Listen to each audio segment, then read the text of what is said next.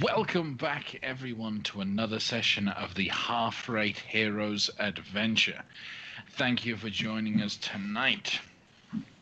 Been a couple weeks since we've had a session, technical problems all sorted. Let's jump back into what should be an impressive challenge for both of us. Our adventure tonight will take part on two different scenes at once. So please bear with us. Half the time we will spend in the material plane because our heroes are headed to Luskan. Last week, on a boat ride towards Luskan, they were attacked by a Rakshasa. The Rakshasa had been hired by someone to disrupt the party, ideally kill the entire party. Unable to perform such a task, he did at least one thing that he needed to get done, which was send Wampum, to the elemental plane of fire, to the city of Brass. The rest of the party then lost all their cool. Rather than waiting a couple days and laying siege to Jarlaxle's boat to do so smoothly, they just, okay, we're leaving the ship in the hands of the sailors, teleporting to Luskan. They rested just outside of Luskan, and so we'll take one part of the adventure there. The other half of today's session, as we jump back and forth, will be with Wampum. Now, as soon as Wampum went to the elemental plane of fire,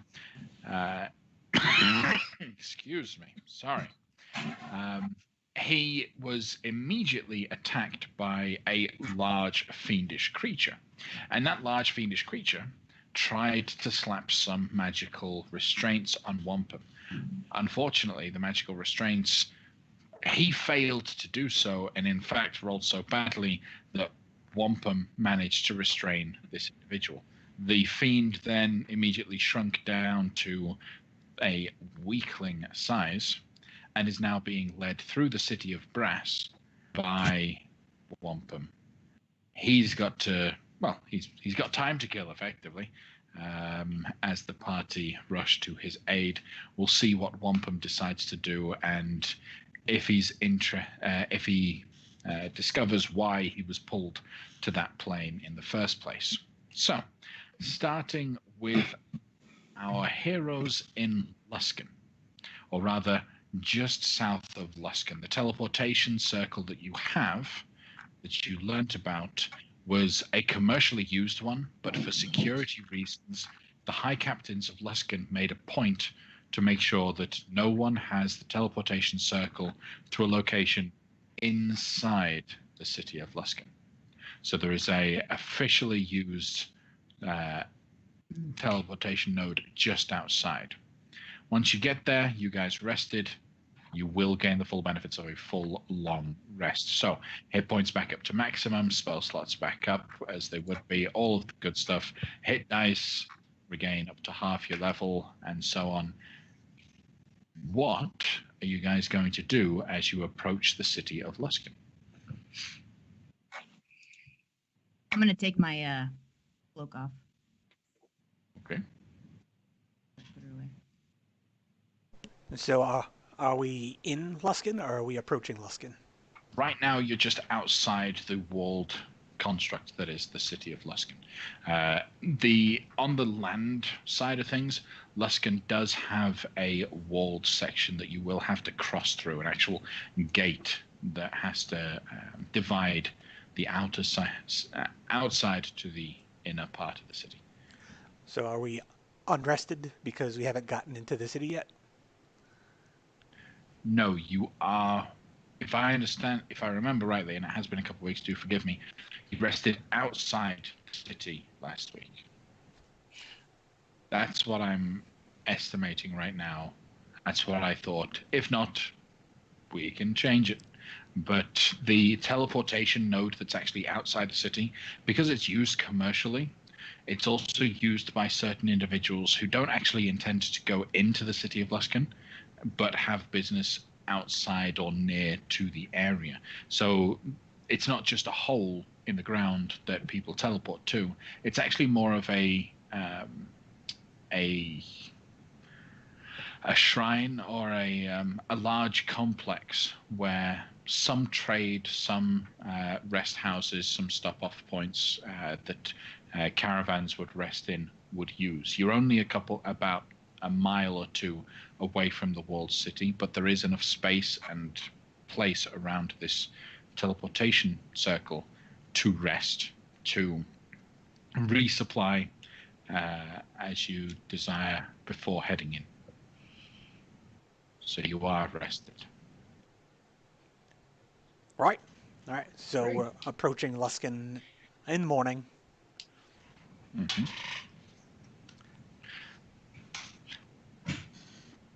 Going up to the city, there's no form of law or guard at the gate. There are plenty of people hanging around the gate, but no one seems to be officially positioned to stop your approach. There are a couple people in particular as you approach from the southern side of the city of Luskin. You walk through the gate. There are 6 individuals just kind of crowded next to the wall, and it's clear that they watch you as you approach, but none of them say anything, none of them approach you. All of these fellows, dirty, pirate-like individuals, yeah? That's what I was going to ask, what they look like. Dirty, pirate-like individuals? Yeah. So their clothes are fairly loose. There isn't much to their clothes, aside from what they're wearing. Short sleeves, shorts, each of them wielding some form of saber-like weapon or daggers, that sort of stuff. Very much like their clothing seems to be similar in respect, suggesting they might be part of the same sort of company.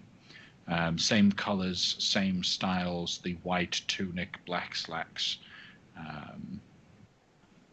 red bandana on one of them, black eye patch on another, you know.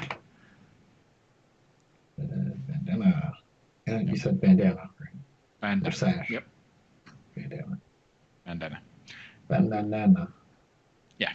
Okay. Now, specifically, none of these fellows are drow. In fact, all of them are human, or at least they look human. Boring. As we were walking up before this moment, like where Yep. we're encountering folks, I just wanted to ask, like, all right, when we get to Luskin, what are we doing? We got to get that item that lets us traverse the plains, and we got to get items that let us survive in the plains. Any ideas on how we get either of those things first thing in the morning? You hoof it to the ship immediately and Yeah. see if they got an alternative entrance. We could, or we could ask around the city. Perhaps someone would be willing to talk. I can think of someone that I can get in touch with that might be willing to help us out. Well, what do we need help with?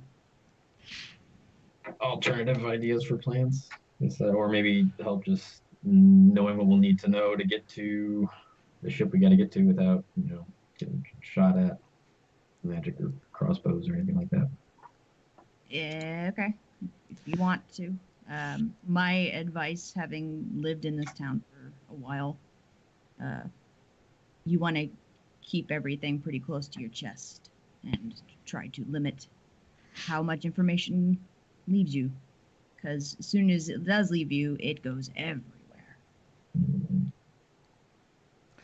It occurs to me that if we do get our hands on that item, we might be in a tight spot, like if we have to pilfer it, and our only chance of escape is using the item.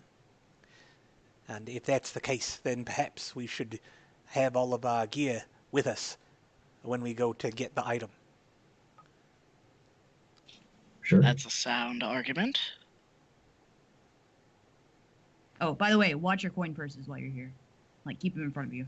You don't have to tell me that twice. Yes, woe to us if we were to lose another bag of holding. All of my things in it that I need. Anyway, I keeping what you said in mind, Nos. I have to get in touch with somebody while we're here. Was a friend of Allie's, who would probably be interested in knowing about her fate. So I will need to speak with him. But other than that, if he's got any information for us that's pertinent toward dealing with our would-be patron, I suppose, who has the item we need, then great, I can get it from him. If not, then we'll just move on and head right out to the ship. You don't tend to go see him alone, do you? I'll go with him. I mean, you can all come with me, I guess. That's probably be good. Hey, we're getting closer to the city. What's that big tall thing? What is that? I can see from here. I'm sure everyone can see it. I'm pretty sure you're talking about the rebuilt Arcane Brotherhood. Mm-hmm. It's the host tower of the Arcane. Oh, that was the group that tried to kill us. That one guy got hired to, yeah. Right. We don't know if they themselves are affiliated. It's this other. There has been a name, if you remember it, a name of an organization that is not the Arcane Brotherhood that got tossed around. I should remember it. Do you remember it? I'll whisper very quietly. The White Hand. Oh, that's right. I'm gonna write that on every page. You were also informed that if you wanted to join the master and his people, you could just the instructions that you were given were to steal something of particular high value and leave it outside the host tower of the Arcane. The Red Tower, I believe, is what he said. Yeah, the Red Tower, which is there. When you look at Luskan from the outside, there isn't much that you can see over the walled structure, except a few peaks and tops of some boats in the harbor. But otherwise, the only thing that sticks out is this enormous tower that is bright red. So those fellas probably know a bit about the planes and might have equipment that we could use. But yeah, on the other hand, they did try to kill some folk. Possibly us. Possibly us. Just don't expect to get any help for free from anybody. Well, I could be very persuasive. All right. Well, first, since we're all together right now, I'll get in touch with my contact, and we will meet him somewhere. And after I tell everybody that, I will cast the sending spell on Sir Gorbash of Light of Luskan. Gorbash. Okay. And ask him, or what can I say? We have arrived. I have news about your friend, Allie. Where can we meet? The end.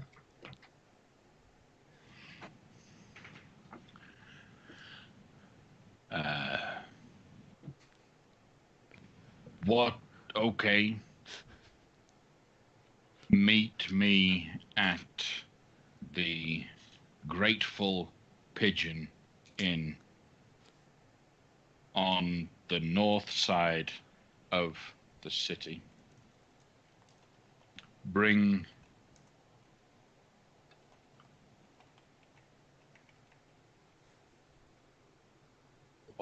rather than bring, keep your weapons close. It's not exactly safe here. All right. Nos, you've been here before. I've been instructed to meet him at the Grateful Pigeon on the north side of the city. Are you familiar with that place? Yeah. Great. Which direction did we come into town from? So you guys are arriving from the southern side. Now, the greater city of Luskan that it is has two main road entrances. One is the southern gate that drops you out just in front of the captain's court, which is loosely considered the governmental system within Luskan, and the other is on the northern side, but it's a gate that is on a bridge that leads directly to the southern side. If you want to access the northern side, there are two bridges that go over to it. One that also cuts through an island space between the two sections, known by most as Blood Island. Now, Luskan sits on the on top of a river, and a lot of the buildings actually cut out into the river itself rather than just being up against the land, up against the side of the river. With its docks being its major source of commerce, that is the largest portion of the city and everything that is designed towards it over on the western side. But you do have plenty of city-based living further towards the eastern side of the city.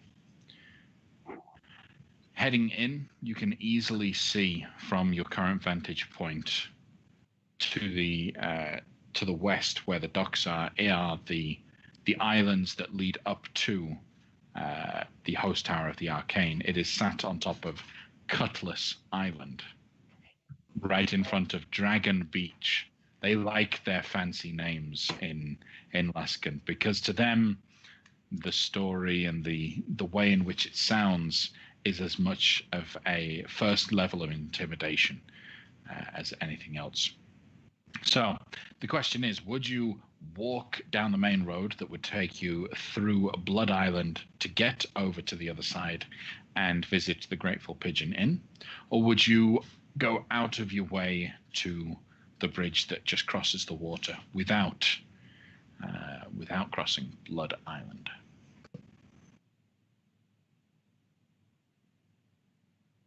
Do I know anything about taxation on the bridge, on the main bridge?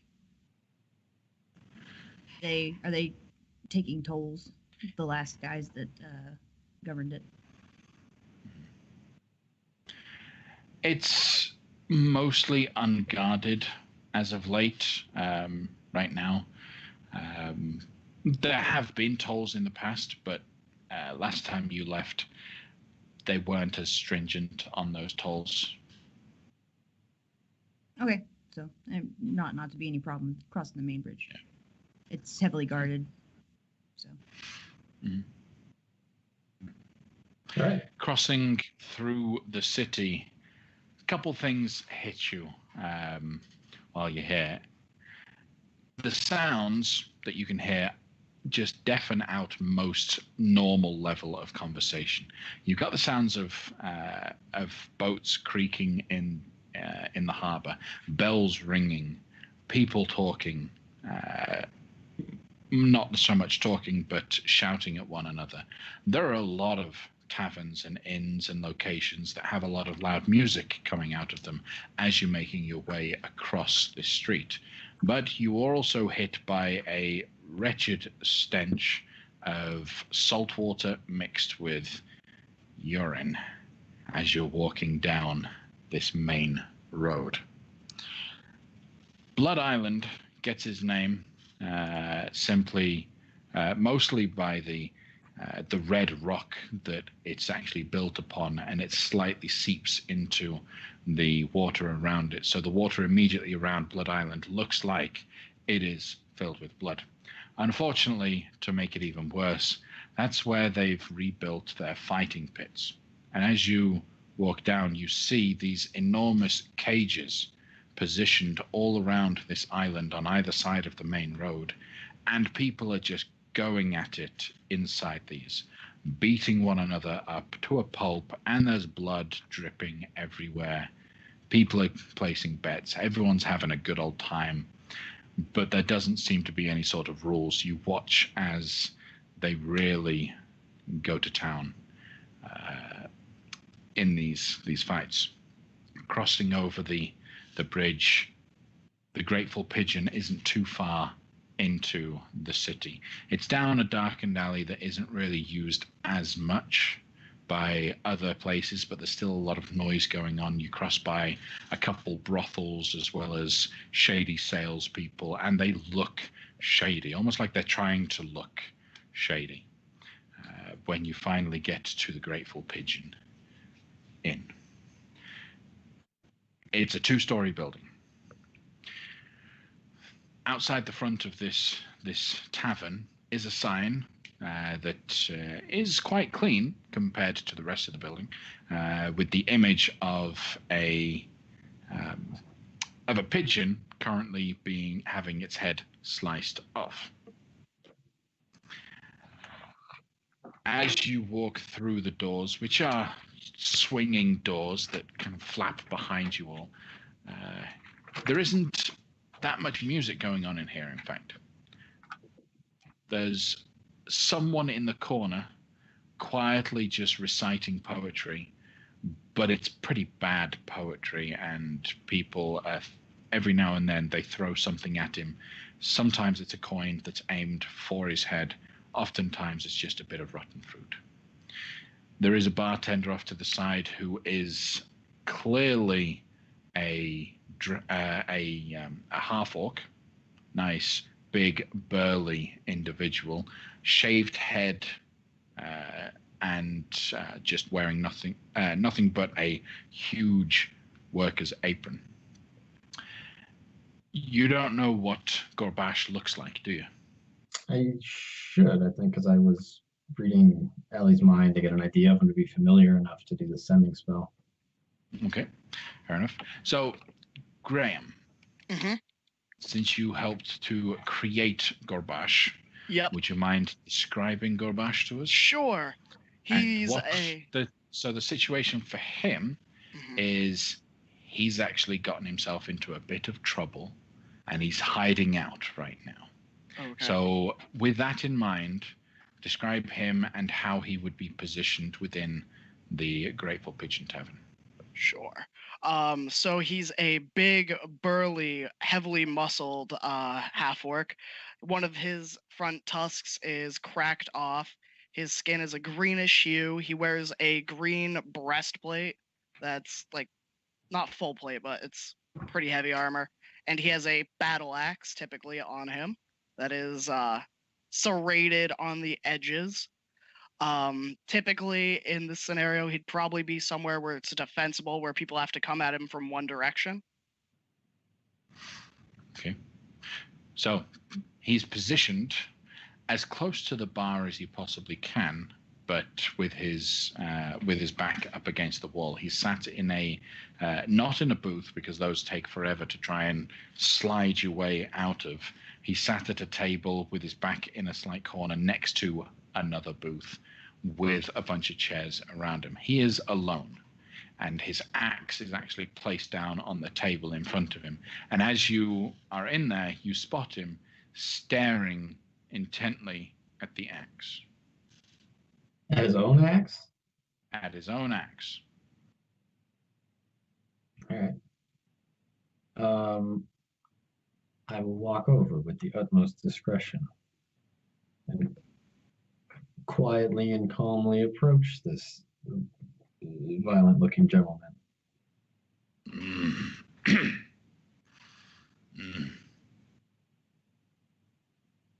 Hello. He's got no idea who you are. He's never seen your face. Right, I was just hoping he wasn't staring at his axe anymore. No, he's still staring at the axe as you approach. I'll get close enough to speak in a low tone. I'll say, hello, are you Gorbash? Oh my God.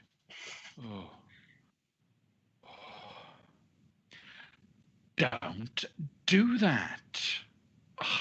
You shouldn't be sneaking up on a fella like that. Shh.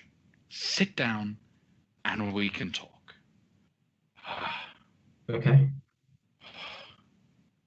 I sit down very slowly and motion for all my many friends to do the same. So, what happened to Ali? Yeah. So we had a run-in with a vampire, and it killed her.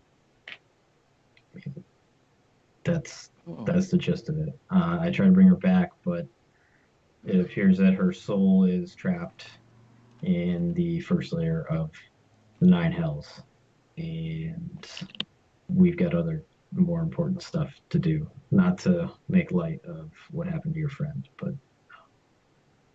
yeah.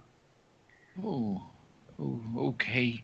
Um, so there's no chance of Ali coming back as a vampire, right?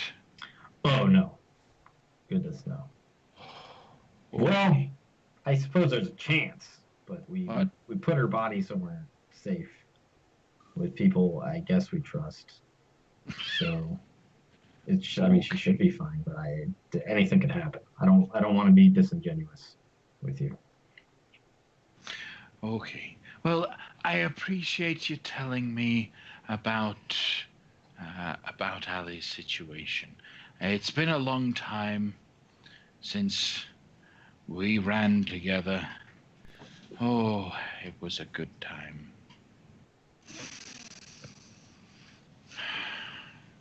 Right.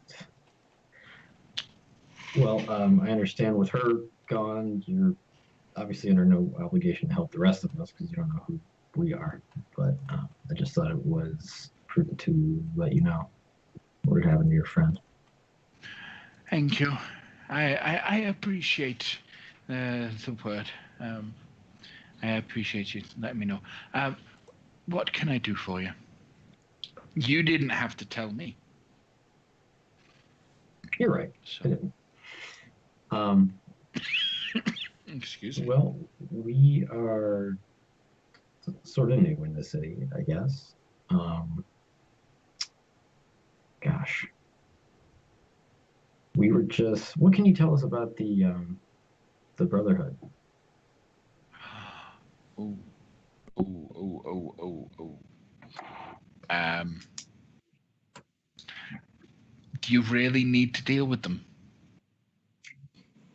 Depends on what you can tell us about them, I suppose. The, those red wizard folk, they don't really come out of their tower much. Every now and then they might. They you do often see a whole host of fireballs being launched from the side of the tower, particularly if there is someone coming into the harbor that shouldn't be in here. Um, but you don't. They don't come out their tower much. They're very reclusive, very exclusive. Um, Okay. but they are all very powerful wizards. All of them? It's only you have to be a very powerful wizard to be able to join them. Mhm. Mm, okay. Have they done anything in the city actually? Or are they just acting as a defense force for the harbor? They, uh, as far as I know, they have a truce and kind of a deal going on with the High Captains. The uh, the High Captains let them do whatever they want as long as the Arcane Brotherhood protect the harbor from any unwanted visitors. Um, and so they have unlimited resources and they don't get disturbed. It's pretty good for them. And what is it that they want to do all the time with this unbidden power the captains agreeing to them? Oh, I don't. You'll have to talk to them. I'm afraid. I don't know what they want or what they do. But what do wizardy folks do anyway? They they they blow stuff up for the sake of blowing stuff up. I haven't met a wizard yet that actually has any rhyme or reason behind anything other than the desire to do it for whatever, for the lulz and all that, you know. I'm not going to chase that. Okay. No. Um, And what can you tell us about Jarlaxle? Who? Jarlaxle? I don't know who you're talking about. great. Question answered. Okay, and what? Just as an aside, that's all. That's all you got on the Arcane Brotherhood, right? Before. That's all I know right now. I mean, I've not really had any reason to study the Arcane Brotherhood. Sure. Now, I'll lean in a little bit closer. What's your deal, man? What's wrong? Something's clearly wrong. What's going on? There's nothing wrong. I'm fine. Why were you just staring at your axe when we came in here? That's weird. Isn't it a nice axe? It's all right, but I mean, for someone so jumpy, you'd think you'd want to keep your eyes up, right? Roll a persuasion check. Sure.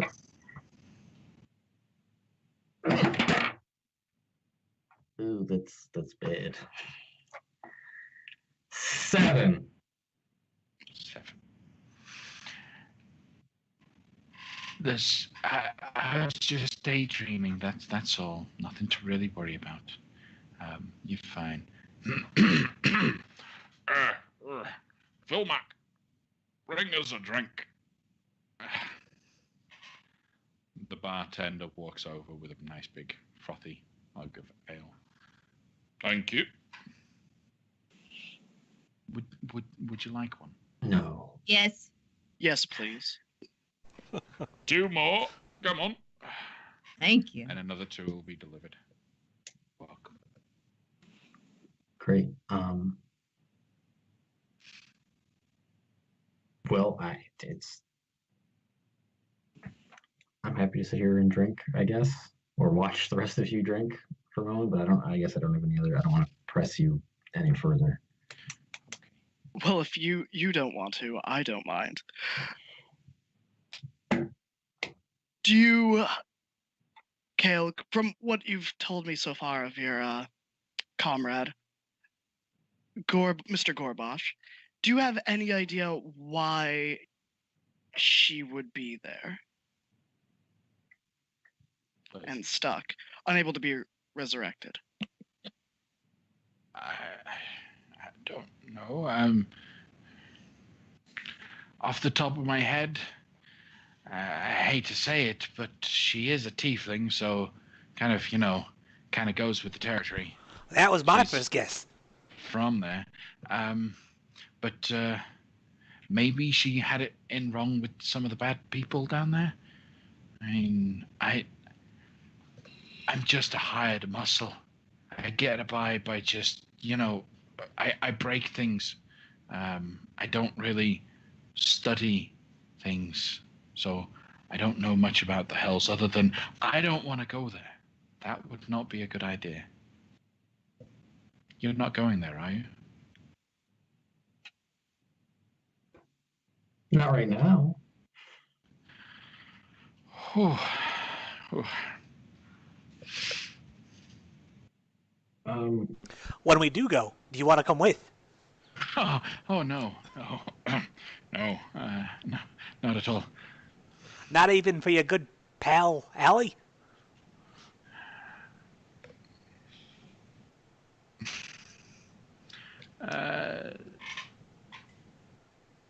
Maybe. I mean, we Just were maybe? pals. We were friends, kind of.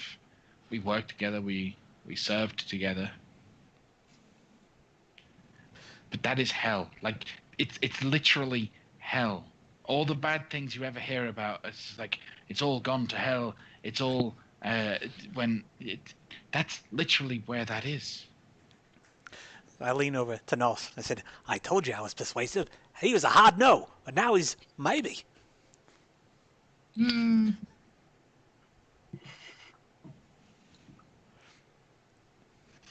Anything else that you might have for Gorbash? Nope. Taslin will raise his newly found mug to Allie. I didn't know her. You didn't? Then why? You know. Anyways, to Allie. All right. Cheers. And before we go, I assume we just hang out for a minute, finish drinking before we leave. I will. Nah, never mind. Nothing. What Would you I do? be able to I'm give okay. a once over of the patrons and see if anyone is kind of standing out and staring at us overtly or noticeably keeping an eye on us? Okay. Roll an insight check. All right. That would be an 18 plus 2, so a 20. 20. Okay. Looking about, there are at least 3 individuals that are looking at you that their eyes seem to linger on you guys a little too much. They are separated in terms of their position around the tavern. One is the barkeep, who keeps an eye on you, but you can tell that it's more keeping an eye on Gorbash than anything else. The other 2 individuals, one is a dwarf in the back left corner of the tavern who's drinking quite heavily with a group of other dwarves, all of them wearing big, heavy black plate armor. He's got his helmet off to the side and he's staring over at you guys a little too long. The other happens to be a fairly slender-looking individual, probably of an elven descent, has the pointy ears, but has short hair. It's jet black, dressed in purple robes, sat next to a bunch of random individuals, and they look like a proper random assortment of people. A human dressed in leather armors, a halfling that is in full-on plate with a hammer that's twice her size sat next to her. So that's what you see. Okay. Taslin's gonna look at Nos and kind of with his eyes kind of direct her with a head nod towards the dwarves and then to the adventurers. I will turn around and look right at them. And he's going to make sure he's not facing them. And then he's gonna mouth, "They're staring." This is just what he's gonna mouth. Well, yeah, you got a beautiful woman with you here. Why shouldn't they stare? Not that kind of staring. Nah, but really, we're interesting. Like, look at us. I suppose. What would you have me do? Just be ready. If the boat has taught me anything about you all, it's that trouble follows us. And I'd rather be too careful than not careful enough. I don't think we can take losing another companion.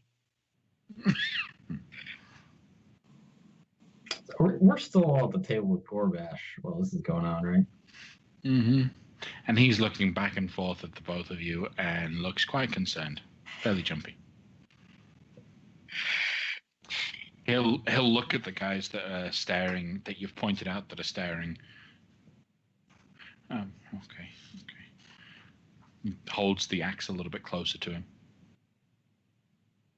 Friends of yours? Nope. I mean, do you know them at all? They don't necessarily have to be your friends, but I think I recognize the elf, but I don't recognize the dwarf. I haven't. Well, yeah. who's the elf? I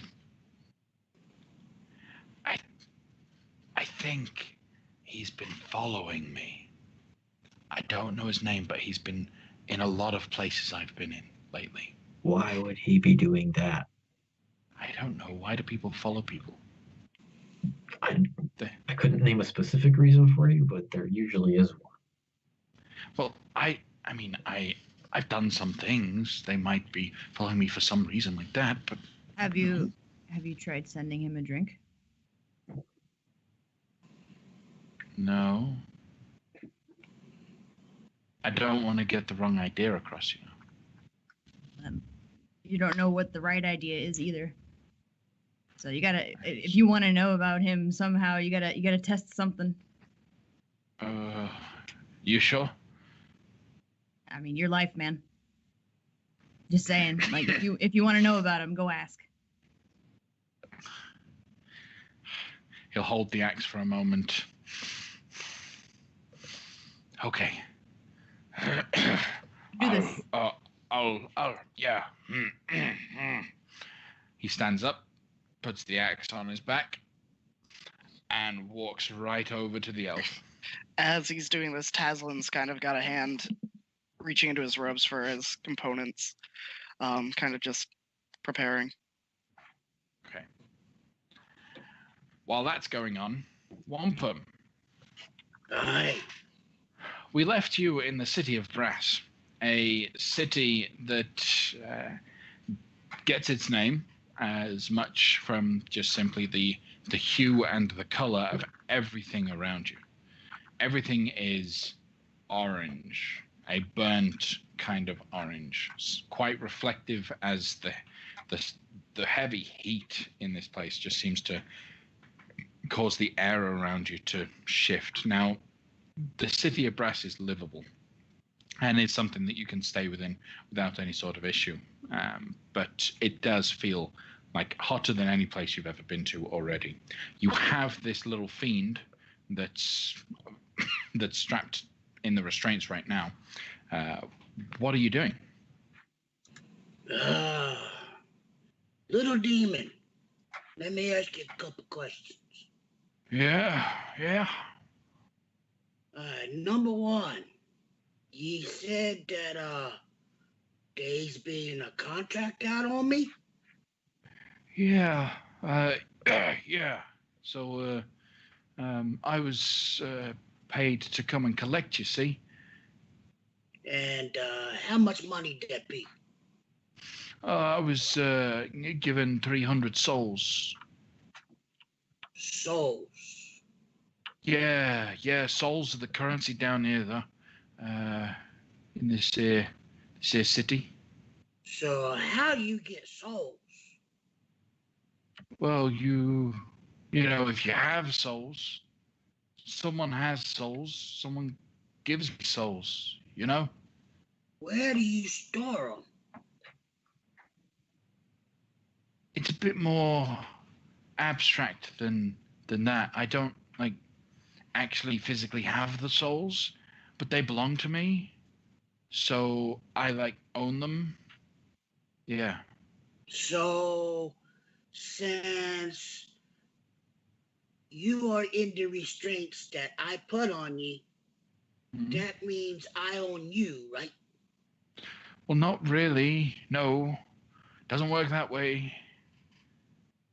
So If you wanted to own me, then we'd have to get into some sort of contract. Slavery is illegal here, man. You can't just clap irons on someone and say you own them. but you own souls though. Yeah, I do. So Quite a few, actually. Isn't that slavery? No, because they were sold to me. I bought them. So if I buy you, I own you. Yeah, but I'm very expensive. I don't think you can afford me. Says who? Well, says me. So I'm not willing to trade myself to you for little. You gotta have something for me. So who took out the contract on me? Oh, right. That would be. Well, I don't. If I give you the information that you're seeking, will you let me go? Seriously, these things are not comfortable. It's going to be a good possibility if you be truthful with me. Roll a persuasion check, Wampum. All right.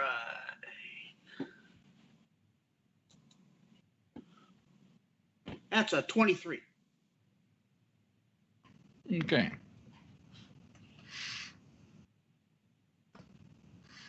Okay.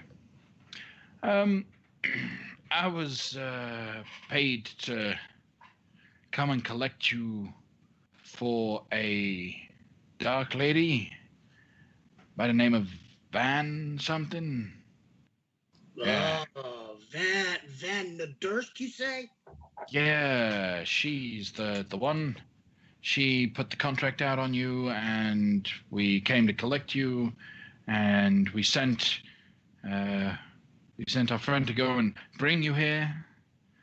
I was told to expect 5, but I guess I only got 1. Well, 1 got me. Oh, yeah, one did get you. Mm-hmm. Yeah.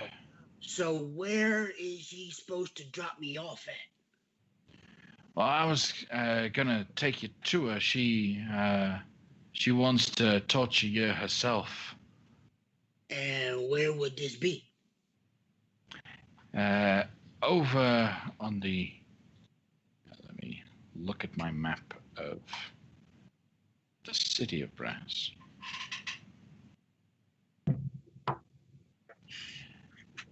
That would be over in the Avencina. It's kind of near the Gate of Ashes, the western side of the city. That's where the rich, kind of high guest houses are kept. She's got a house there. And how ye gonna find this house? I know the house. It's where the contract was taken out. Okay, so we be heading to that house so you can show it to me. Well, you be letting me out, right? Like I said, if ye truthful to me. And I'm to being truthful to you. I lived up to my side of the bargain. You now live up to yours. This is a city of bargains. We're good, right, bro? We got to see the house first. All right. Well, this isn't gonna work out good for you. We will be seeing about this. Okay. All right, now if you want this thing off sooner, have ye seen a pillar of bright light around here? Use some kind of religious nut? No. But the pillar of bright light be kind of important to us. What kind of light? Well, it'll be an outstanding type of portal light that reaches to the sky type thing. Oh, okay. It'd be standing out. If you see it, you know it. Do you mean like that one? And he Like- points far to the east, where the skyscape, the skyscape, the image of the sky out past you, the horizon, to the east of the city of Brass, is huge sea of lava that meets with a big wall of just red. And then right east of you, right at the center of it, there's a thin white line that shoots up. Yeah, that probably be what we be looking for. All right, cool. So that be no, don't be in a hurry now.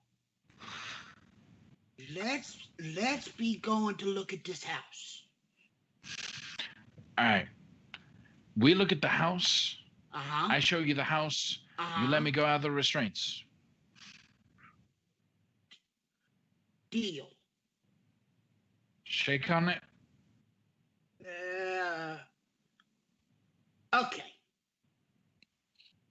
he shakes up. Okay. So he takes you through a couple streets. The city is mostly filled with fiends and with what you would consider to be the darker side of things. It's a city that's very much like Luskan in the kind of behavior that it's in. A lot of trade is going on, but most of the trade is in humanoids that's happening. And most of the patrons are drow. You see some illithids. You can see a couple dark dwarves that are also making purchases. A few noble individuals, like humanoid, human or elf nobles,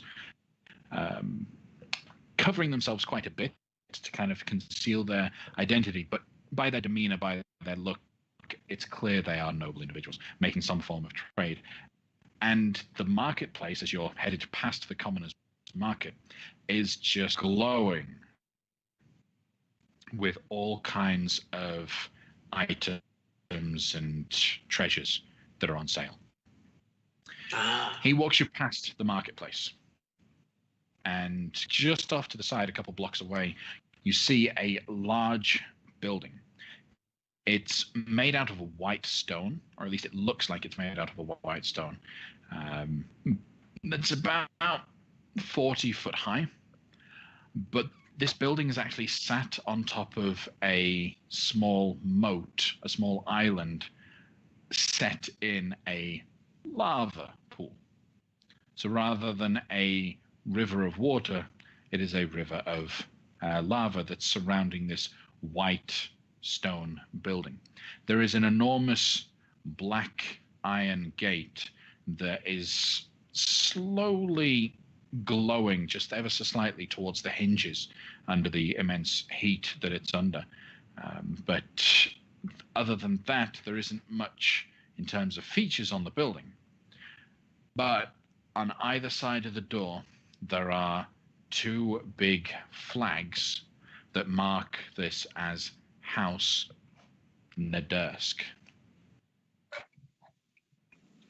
All right, well, ye be truthful, so let's go ahead and walk away from here, and I'll be letting you go. Okay. We walk away from the building. You let. Yeah, I will let him go, but I am keeping a hold of the restraints. All right. Fair enough. He, as soon as the restraints leave him, we lost Kale. Okay. You back? Panic. Maybe. Yep. Yeah. Okay, good. So as soon as the restraints are no longer on him, you watch as his physical form increases once again back to the large Balor-like figure that he had. He looks at you and then just says, "A deal is a deal. Farewell. Your life is your own." And he will walk away. If you spend at least an hour somewhere resting, looking over these restraints, you will learn that a creature trapped in these restraints has their strength and dexterity scores temporarily dropped to 5. Strength and dex. Yeah. Meaning they have an increased difficulty in being able to break out of them. Gotcha. Okay. All right, I am going to head back to the marketplace. Okay. As you make your way through Avancina, which is the large, like the name of the area of the town, you'll head to the marketplace. There are a lot of people immediately jumping at the opportunity to sell to you. Fellows in what seems to be very ornate-looking clothing, each one wearing a large headdress, flowing robes, lots of bells. Come by. I can sell you wonderful things, great things. Only 25 souls for this wonderful, beautiful axe. It's a deal. Do it. What are you doing, Wait. Wampum? Oh, I'll look at him. I come from far away from here. We don't deal in souls. oh, you are a newcomer then. Yes. Oh, do you have gold? Yes. I can tell you all you need to know about the markets here for just 20 gold pieces. Okay. I'll give you 20 gold. Okay, right. So, to be able to trade in souls that are not your own, you will need to be able to provide proof of contract of souls that you have collected. That is the best currency here in the city. But not just that, we do tend to value what a person values more than anything else. A lot of trade that happens here is for things that mean something to you, hold some sort of value, as well as gold. So this axe that costs 25 souls also would only cost you 10,000 gold pieces. Okay. So I thank you for the information, sir. Okay. I think I'll be walking just a little bit more. Oh, that's before you go, perhaps I can interest you in this wonderful belt that fits just for a dwarf like yourself. Only 15,000. Oh, 50, yeah, with the carry and then holding 7,000 gold pieces, and it'll be yours. That's a steal, dude. Just do it. 7,000 be more than I'd be willing to do, but I like your face, so I may be back. Okay, I might have a different face next time you come. Depends on how much it costs. Okay. Okay. So He'll sell anything, even his face.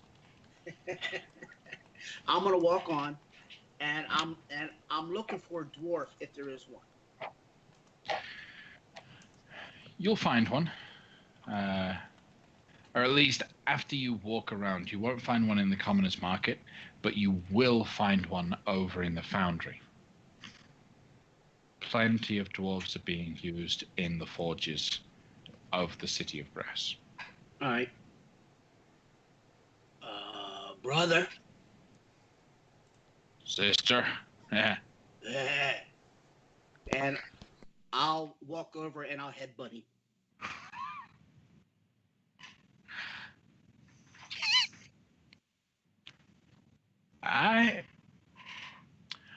What's wrong? You ain't said hi in a while? It's been a while since I've had the proper greetings. What can I do for you for? Well, I was brought here, you see. Yeah? And I find myself by myself. Oh. So I'd be looking for a place to maybe stay, maybe supply up. See, my friends be on the way. I'm not sure how long they be taking. You want to get some work? Okay. I have need of an extra hand, and I trust dwarven hands better than anything else. What be your idea of work? Right now, I'm crafting some items that will then end up going to the Paraculum to get enchanted. So I've got this nice big order of lots of swords that I'm making.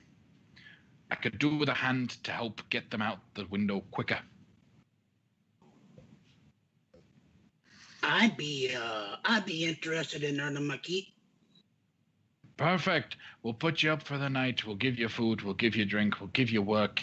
And maybe if you do well, we'll give you a little bonus in the end of it. All right? I'd be happy with that. Okay. Good to have another brother in the fold. It's good to be here, especially with me own kind. Okay. So as Wampum now montages the next couple days, working the forge, making the swords, having a grand old time, we're going to move back to our material plane heroes.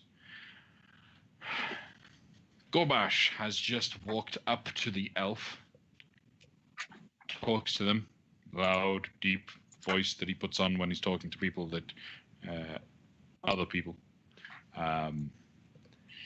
He tries to find out what the person is doing, what he wants, why he's following him.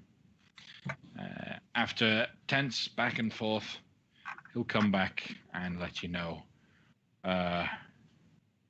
So it turns out he's not actually following me. We just happen to be going on the same road at the same time. A bunch of different times. Yeah. Yeah. A bunch of different times. Well, nothing to read into there. We should leave, everybody. Oh, okay. Got a lot of work to do. Right. Be careful, okay? One last favor I can do for you as friends of Ali. Not for you, though. You weren't really a friend of Ali. I'm sorry. But for the rest of you, don't go spouting his name too much, okay? Yeah. Yeah, I had hoped not to spout it at all, but someone just interjected and just did it anyway. Okay. Have a good day. And he'll put the axe back on the table. You watch Great. him as he pours one out for the axe, and then continues drinking himself. Seems like it wouldn't be good for the metal. Like he poured He poured it on the blade of the axe. Okay, yeah. That's... So the axe has a tiny little groove into it. I know there's a name for it, and I can't think of it right now. The blood but groove? He pours. Yeah, that's that Wow. specific groove that's in the middle, and he just creates this line of ale in the edge of the axe, and then goes to drinking himself. If you stood there long enough, you'd watch as the ale slowly goes down, absorbed into the axe itself. It actually drinks the... All right, I can't with this guy. All right. So you guys leave the Grateful Pigeon. Yeah, and I want to ask Nos, do you know why it's called the Grateful Pigeon? I meant to ask that guy, but it looks like the pigeon's head is getting chopped off. I have never read beyond the surface about tavern names. Usually it's something inane, someone's nickname because of some silly story that they had or what have you. It's useless to wonder. Okay. I will forget all about it then. Next up on the docket, everybody, for the schedule I laid out for us all today to have a fun vacation here in Luskin. What was it? What were we doing? You don't even know your own schedule? I wrote terrible plans. So full of words and pictures. You gotta go to a boat. That's right. So we're just gonna head right on out there. And we got to prepare for the fire plane at least, if not the other planes. So we should probably, of anybody that there would be to ask in the city, I think the Arcane Brotherhood would probably be the people most likely, like you suggested, to know what to do about the plane of fire. I can't think of anyone else. I also am not from here, so I have no idea. And we do have a new and apparently practiced spellcaster with us. What do you think? Yeah, you guys are smart. What do you guys know? about the Arcane Brotherhood and the... How What do we about survive on the plane of fire? that? Do we need like special suits? My first word of advice is not burning. Yes, but how do we But- accomplish that? I don't believe I know of a spell personally to stave off heat. But Roll a intelligence check. natural 20 plus 5. So 25. Okay. So you don't know specifics about the plane of the elemental plane of fire, but you do know just simply survival tips for extreme heat. And you can make an educated guess that it works just to the extreme level. Plane of fire is probably the hottest place you've got. You have heard that people do go there regularly for trade. Travel to the plane of fire and back happens a lot. A lot of luxurious and, in fact, legendary items can often be found and purchased at the City of Brass, if you've got the coin for it. But so there is like ground that you can walk on without a problem, and it is somewhat survivable. But you need to face off extreme heat. Now, you would know that for every hour that you are in extreme heat and don't have access to water, you will risk gaining exhaustion from burning, from just the heat itself. As long as you can keep yourself either with a large amount of water, which is a day's worth of water per hour, just FYI, then you would be fine. Other than that, you do know that simply having resistance to fire damage usually negates any sort of need to worry about extreme heat. So if you can give everyone in the party resistance to fire, they're not going to have any problem with the extreme heat condition of the City of Brass, or the plane of fire. Okay.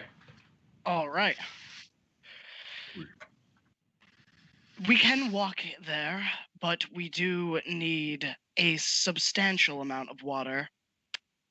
Imagine the hottest desert, where you can still walk and traverse, but we will need rations accordingly. Substantial rations.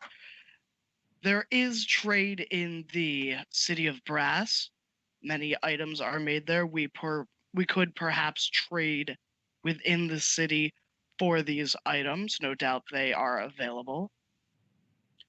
If anyone here is naturally resistant to fire, that would also spare you most likely from the heat. You would also know, with the fact that it is quite common to have trade going from the material plane to the City of Brass and back, you could assume that every single person there on a shopping trip probably has some method to get back to the material plane. Okay. Their methods might be different and varied, but usually they would have some way of getting back. Once we get there, it should be a simple task to get back. Oh. Well, good. Well, we don't, as far as I know, unless one of you other two has something up your sleeve, I have no way to make anybody else or myself resistant to heat or fire. Nope. Nope. Nothing. I can create water, but the amount that I would need to make would be incredibly taxing. I don't know if I could keep it up for an entire day. So, in lieu of any better options, I should probably go talk to the Arcane Brotherhood, or at least try to, I guess. But let me ask if that'll be a good idea first. Talk amongst yourselves for a moment, and I'll start rummaging through my pack for stuff to cast augury with. Okay. Wheel is good results, woe is bad results, or wheel and woe and both. Or nothing. Either. Yeah. Yep. So they talk for 10 minutes so I can cast that as a ritual, so I don't use a spell slot. And then I roll some, I don't know, lizard teeth with markings on them. What is the specific question that you're asking? Oh, What is yeah, the yeah, specific obviously. course of action you're going to take in the next 30 I minutes? have to explain that to you. How would it be a good idea to talk to the Arcane Brotherhood?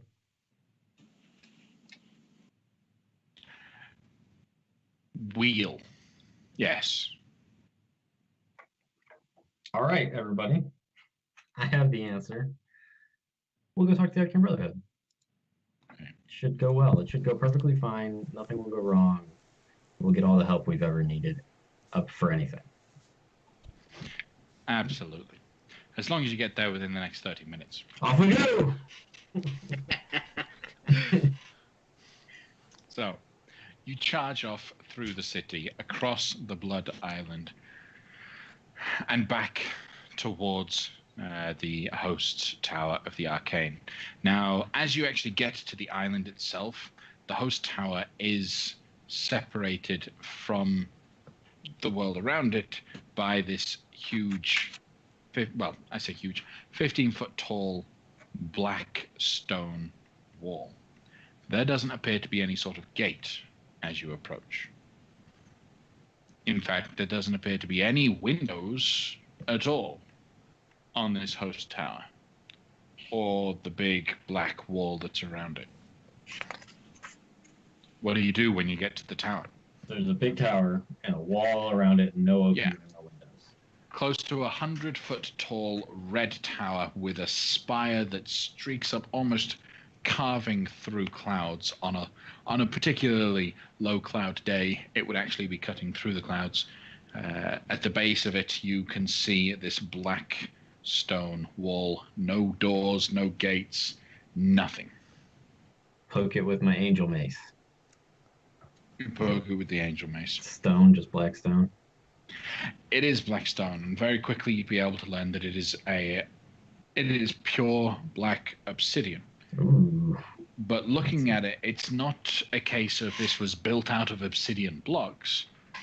It almost looks like one single piece of obsidian carved around the building.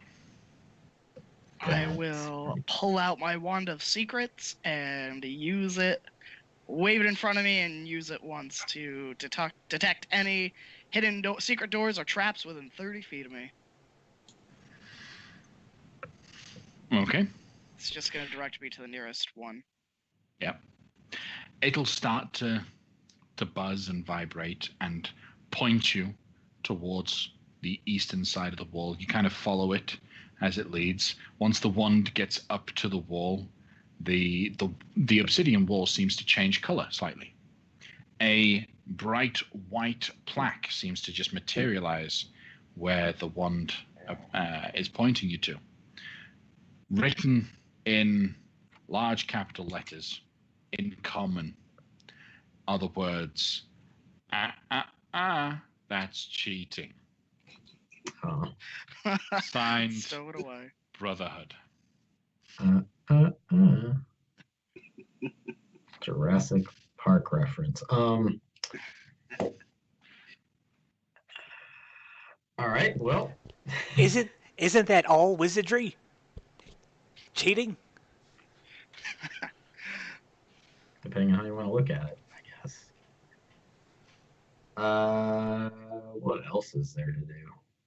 What's your suggestion? I can't suggest the wall to. I'm gonna just bellow out, "Hey, can we talk to somebody?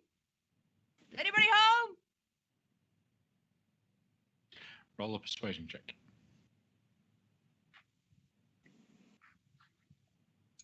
18. 18. Okay. One big eye opens up on the side of the obsidian wall, followed by a second and then the stonework seems to shift to look and resemble a mouth talking into the wall itself. You're very loud. What do you want? Well, I think we have their attention.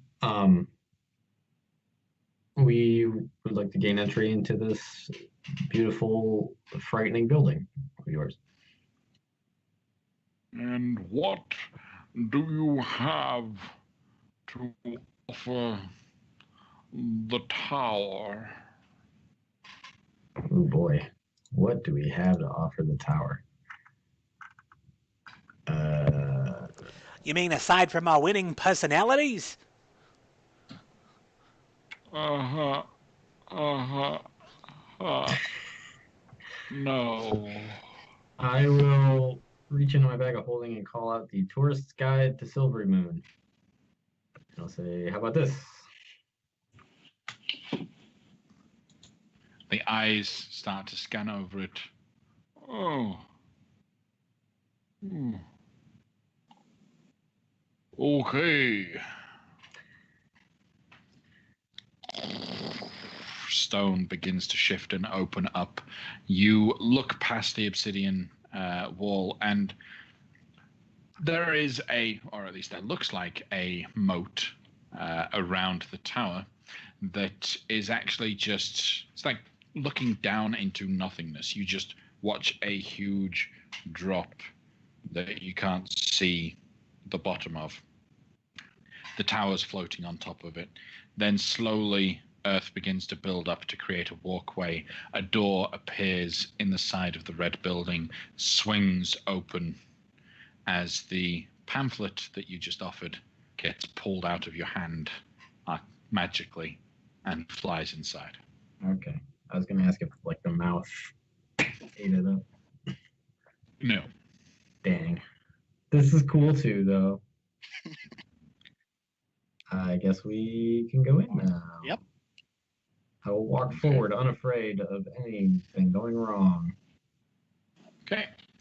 As you walk in through the main door, from the outside, the arcane tower, the host tower of the arcane, is probably 50 foot in diameter, perfectly round.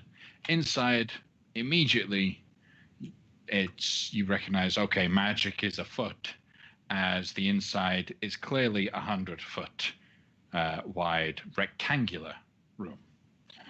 You come in through the center of this 100-foot wide, close to about 50-foot long.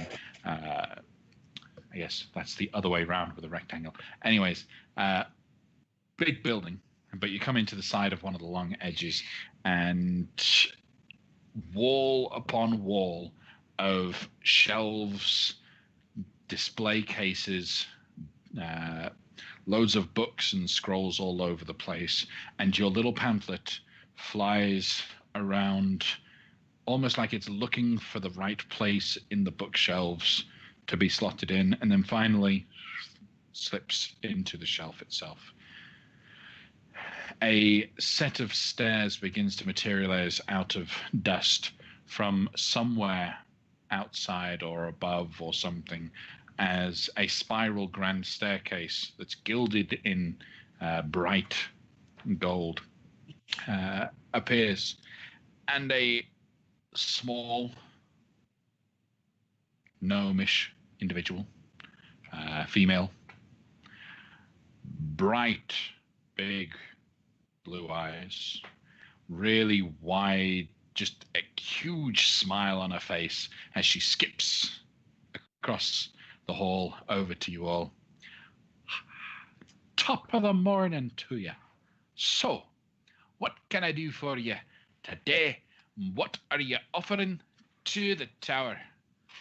It was a fantastic read. I didn't know they did such good tea over in Silvery Moon. Mm. I'll be visiting next. The name's Caven. I'm Caven. It's nice to meet you. Nice to meet you. My name is Kale. Oh, Kale. Everyone else. See. Taslin. Yeah, there you go. Oh, your name doesn't start with a C. does not. Who's everyone else? Oh, g'day. I'm Lafcadio Whitehorn. Pleasure to make your acquaintance. And I put my paw out for shakes. She looks at it. She grabs the hand and starts to just turn it and rotate it to examine your hand. Greetings. And you, ma'am, miss? Hello? Us. Nos. You Hi. don't need to mind me. You won't be dealing with me. You'll be dealing with him. Nod to Kale. Oh, okay. Great. So we are looking for any information or aid that you can provide us regarding traveling to and remaining in for an indeterminate amount of time and hopefully returning from the elemental plane of fire. Ooh. Okay. Well, the number one rule for the host tower is you must leave behind more information than you take, or more power than you take. So, if you want this information, you have to give up something of high value. And I think for the information about how to survive on the elemental plane of fire and how to get there and get back without any trouble, that's some pretty powerful magics. All right, so what about just attuning to the plane or just being able to temporarily grant one or more people resistance to the extreme heat on the plane of fire? Okay. That can do. You still need to obviously give something more valuable. So, what do you have to offer the host tower? I will take the cool halfling vampire cloak out of the bag of holding and say, "How about this? It's from a vampire." It's your size. It is her size. It's a shame she's an illusion. So, I'm sorry, but it's a cloak. I can kind of 15 cloaks appear. I have my own. Sure, but this belonged to a powerful undead creature that Would it enthralled make many me of the tower. a vampire? No, of course it wouldn't. I mean, I don't think it would. Does it do anything? Not that I know of. But it's got history. I've got history. Lots of sentimental value this cloak has. And it makes you look cool. The halfling we took it from, I'm sure misses it dearly. If he were alive. Roll a persuasion check.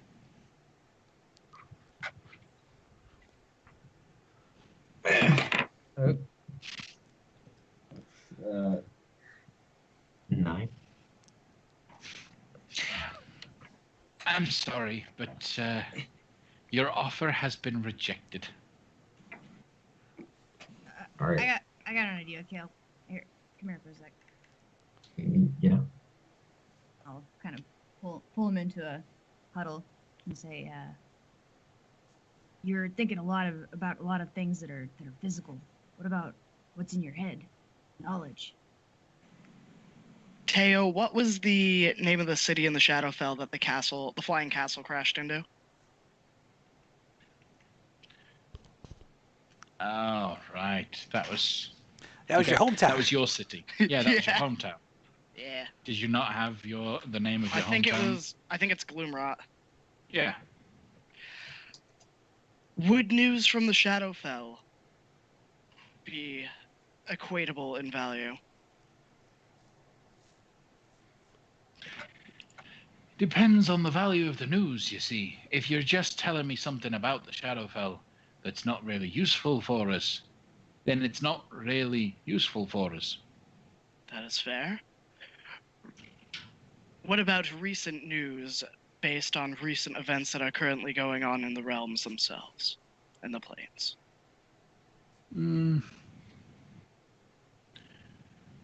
Quite a lot of sentimental value in that recent news. Sentiment has no purpose here, I'm afraid.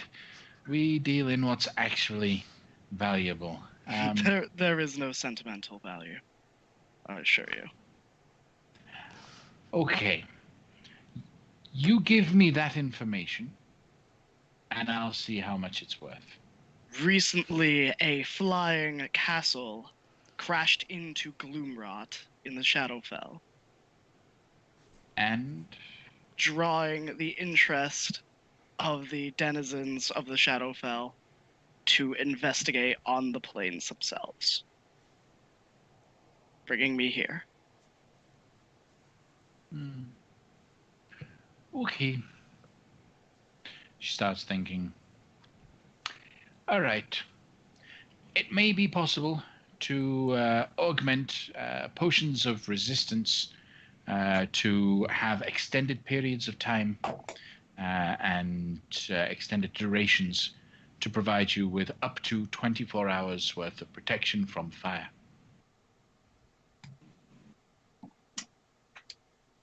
Okay. Nos, do you know where in the city we could get potions of resistance? Because I feel like if we ask for them here, they're going to want more things. Do I know of a local alchemist? In the town, yeah. There are some. There'll be a local alchemist that you've visited before to get under the table to get poisons, but over the top to get normal and mundane and legal. Not me. Content. Poisons are not my style at all whatsoever. Brute force is my style. But you might have dealt with someone while, like, they were getting poisons. remedies. Hey. Remedies, yeah. There you go. Yeah, remedies for poisons, yeah. So he'll have stuff, but he'll have just potions of resistance. They're saying it might be possible to augment a potion of resistance. So you need to find someone that is capable of not just crafting a potion, but also crafting one of high enough potency. Is that something that this guy that I know of could probably do? Or are you thinking of something entirely different tier? It's a high tier kind of thing to try to do. Caven, mate. Yes. I appreciate Mate. the tip on making a thing that exists better, but I'm not quite sold on the actual possibility of this. Like, I could say you can buy cloaks like this vampire cloak that would give you resistance to fire. How do I know it's possible to augment a potion of resistance to last longer? Like, Roll a what persuasion check. what is the way you would go about such a thing?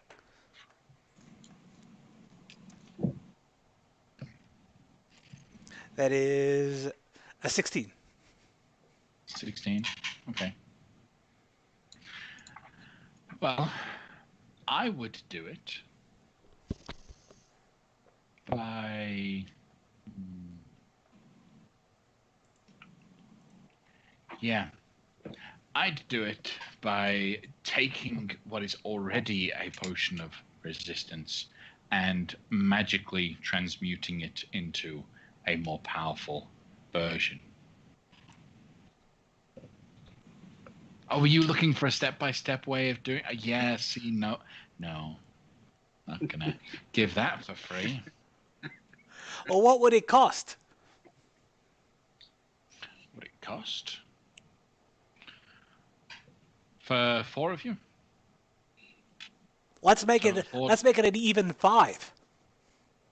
Okay, because 5's even. Yeah, quite. For 1 day's worth, or are you looking for 2 doses to get 2 days or 3? Like, how many doses would you need? Let's start with 1 for 5, Okay.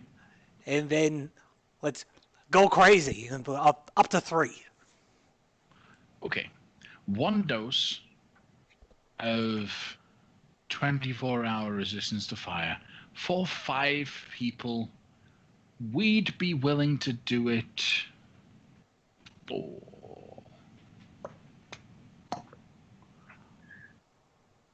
for 2,500 gold.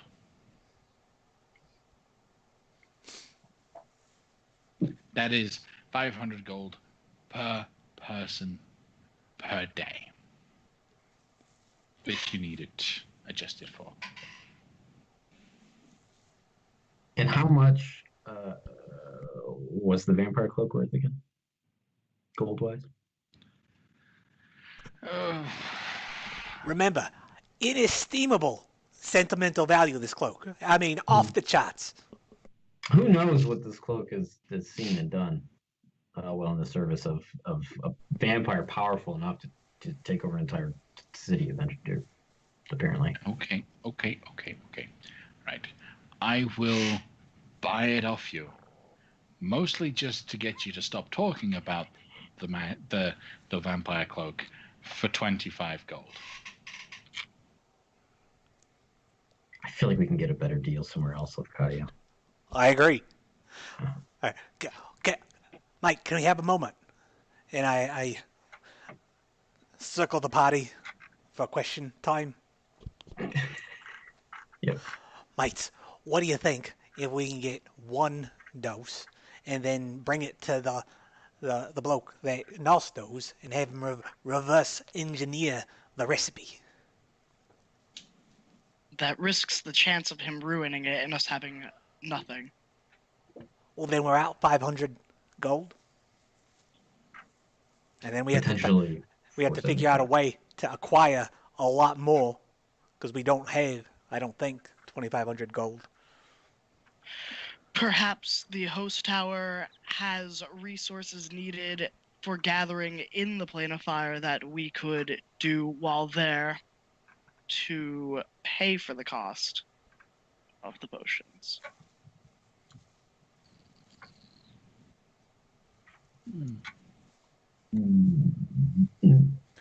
All right. Sounds like we got 2 ideas. Any other ideas? I've got one. I've got one for you. Hush! You don't hear this. I did the universal huddle thing. But it's a huddle still inside the Tower of the Arcane. She's being rude is the point. Right. You're supposed to pretend you can't hear. Tazlin is interested. We do have in our collection a series of rings of resistance that are permanent resistance rings. All right, we'll take them. If you would like them, here's the cloak and trade. You have to give something of equal or greater value to us. We don't really trade in coin in here. We do, however, trade in items. If you happen to have anything of a high value, you can leave it here on in lieu of the receipt of these items once you're done. So I pull out +1 dagger that Ellie had before, and I do it a little flourish. I say, "What do you think of this boot?" That is an uncommon dagger. But So it's not quite rare enough. 5 rings then, right? It's worth 4 rings then. All right, you drive a hard bargain. 4 rings for this beautiful knife. And we'll throw in a rummage through the bag of holding. You don't really need a rummage, but I act like I'm rummaging through a bag anyway, just to make it feel authentic. And I call it the Hat of Wizardry. So we'll throw in this hat for wizards. I'm sure you would all appreciate having that very much. And I do a flourish. Mm-hmm. Roll a persuasion check. Me. Either one of you with advantage. Definitely you're working together. 20. 20. Okay. I'll take the bag of holding in lieu of one of these rings. Move one.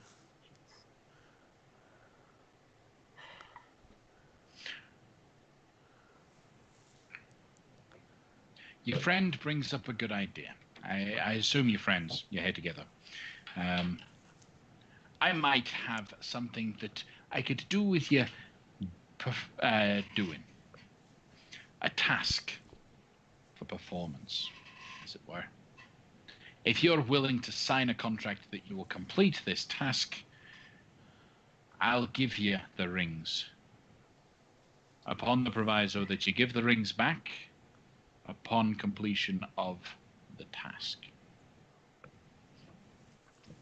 What's the task? You have to agree to it before you find out what it is. No, we're not doing that. We're not that morally wishy-washy. You're gonna have to tell us. Yeah. At Is it least illegal so in you can- nature? Can we ask that much? Well, whose law are you gonna put it against? A general moral compass. In the laws of the land and the plane of fire, is it illegal? In the laws of the land of the plane of fire, nope, not illegal at all. That's good enough for me. That's not good enough for me at all. I don't like the way you said that. Yeah. Also, I'm curious, how do the captains feel about your organization and what operations they undertake outside of the city? They probably don't care, right? Yeah. I mean, Yeah. we have a deal with them. We protect them. They leave us alone. Right, of course. Mhm. All right. Well, I wanted to ask. Did. Been asking a lot of questions. Some time ago, members of your organization tried to kidnap and/or kill us and the leader of whatever town we were in, Longsaddle. Oh, right. I remember that. Tribor. Yeah. Tribor. Yeah, why? First off, why? Why do I need to tell you? Why do you need to know? I guess I don't need to know. I'd like to know. That's why I asked. Yeah, I would Nobody needs like to do anything. not tell you. All right.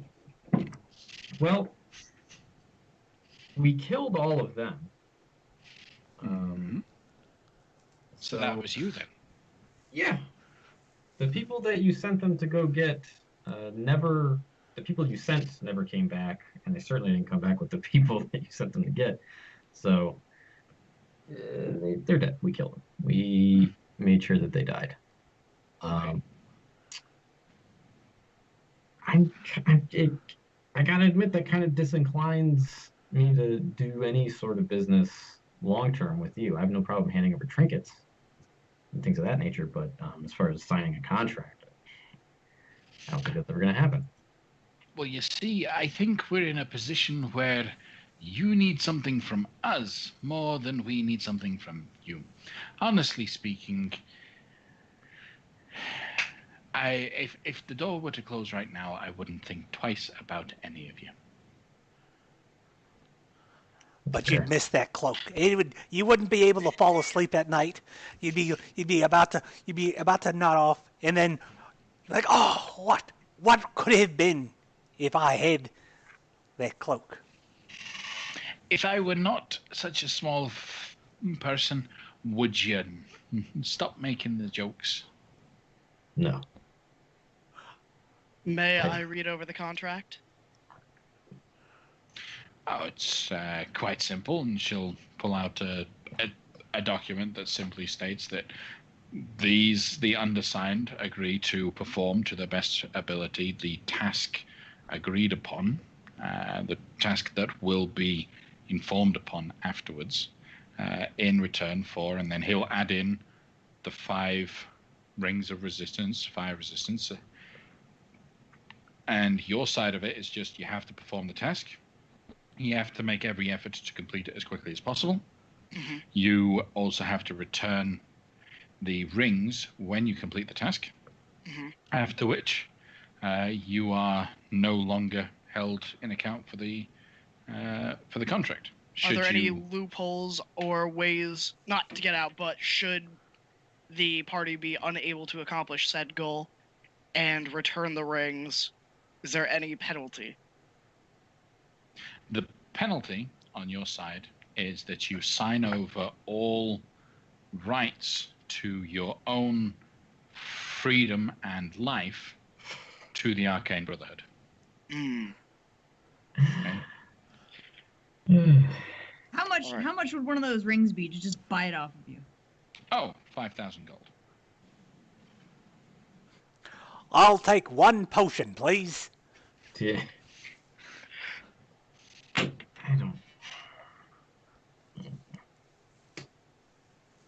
I honestly, I don't want to bargain with these people at all.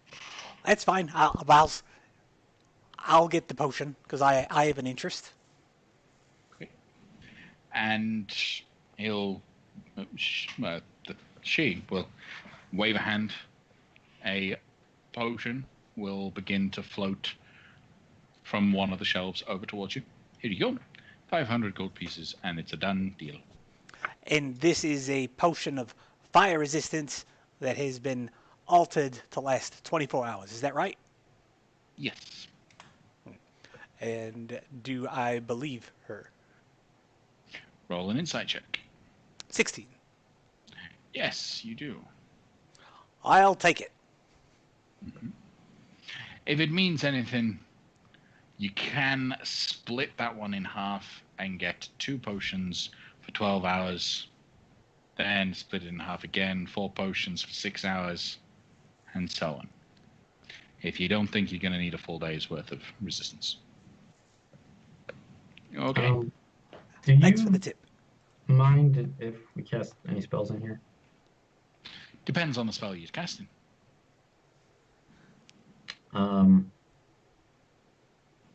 Without telling me what Perhaps spell I it is. should, perhaps to clarify, you're welcome to cast any sort of spell in here that you wish. This is a free space for experimentation, and you can cast anything. However, you can't cast anything that'll affect another person against their will. Oh, perfect. So I pull out a silver mirror and I look into it and cast Sanctuary on myself. Okay. And you said that there was a staircase in here, right? Kind of a magical staircase that kind of appeared as the person was walking down it. All right, yeah, I'm just gonna see. It disappeared, you said? Well, its top just disappears into a mist. I'm gonna go It's up definitely there. a staircase. Yeah, I'm gonna start walking up that staircase. You're not allowed. I'm gonna keep. There. I don't give a shit what she says. I'm gonna keep going up there. Okay. Make an Arcana check. You got it. Wow. To 20. In total. Yeah, I rolled a 6. Okay. You begin to make your way up the steps. The cloud of mist that the stairs just kind of lead up towards solidifies. It turns into a door and opens for you. As you walk up, beyond the door, you see a kind of a dining room almost. There is a long dining table inside. It's probably about 30 foot long, 10 foot wide, with seats all around it. These seats are huge armchairs. All 5 that are positioned out seem to be positioned on the opposite side of the table, pointed towards the door as it opens, and you can see each of the 5 leading members of the Arcane Brotherhood sat in front of you. Oh, They're all just right there staring right at you. Neat. Of this group, there is a human male, a dragonborn female, a dwarven male, and 2 elves, though their gender's kind of androgynous. Mm-hmm. They're all looking at you, and the human male kind of looks up. You're not supposed to be up here. We did warn you. I'm going to give you one last chance. I can tell you're of the arcane persuasion, as you wouldn't have even been allowed up the stairs if it wasn't for your capabilities. Please, we mean you no harm, but if you continue to press on, we will be forced to kill you. All right. Can I ask a couple questions first? You can have 3 questions. Okay. First, my name is Kale Irvine. It's not a question. You semi-recently sent a group of assassins, I assume, to Tribor to try and kill or capture members of my group. And I was wondering who hired you to do that. Or no, I'm not wondering that. Who authorized that? We learned recently that one of our brothers was signing his own deals and contracts, attempting to make a apply for a higher position. You dealt with the trouble before we even had to. I see. So you're all claiming that you had nothing to do with it. That's cool. Question 2. Do you care about the continued existence of the material plane? Since the place where you currently stand is not technically on the material plane, as of right now, not really. But it would be helpful for it to be continued. All right. If any of you want to, you can cast a Zone of Truth spell on me if you'd like. If you don't believe what I'm about to say, I'll give you a second to decide. Oh, don't worry, we'll be fine. Great. So me and my friends are on a mission to keep the material plane. We're on a divinely ordained mission. I'm sorry, to keep the material plane from falling apart due to disturbances happening in the elemental planes. And we've already been to the Feywild and Shadowfell and resolved the issues there. And in order to continue, we will need the rings that you have that will tune us to the elemental plane of fire. So that we can go there, get our other member back, and resolve the issue in that plan. As soon as we come back, we can give you the rings back. So, what can we do to get you to lend us those rings that doesn't cost an outrageous amount of money or us signing our souls away?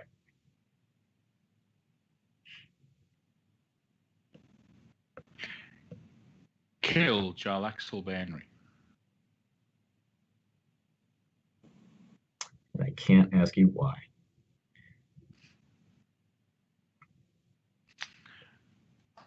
If you do that, we will give you the rings. If we do that first, then we get the rings. Yes. Well, here's the deal with here's the issue with that a little bit. Mm-hmm. He has another item that we need in order to get us in order to enable us to transport between the planes, right? Right.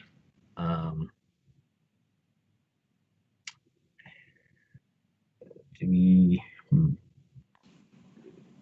We may have to make some sort of deal with him too, as much as I wouldn't like to. But you're saying you won't give us the rings until we kill him. Correct. Sure. He's a very good businessman, and he has brought Luskan back from the dead many a time. But as of right now,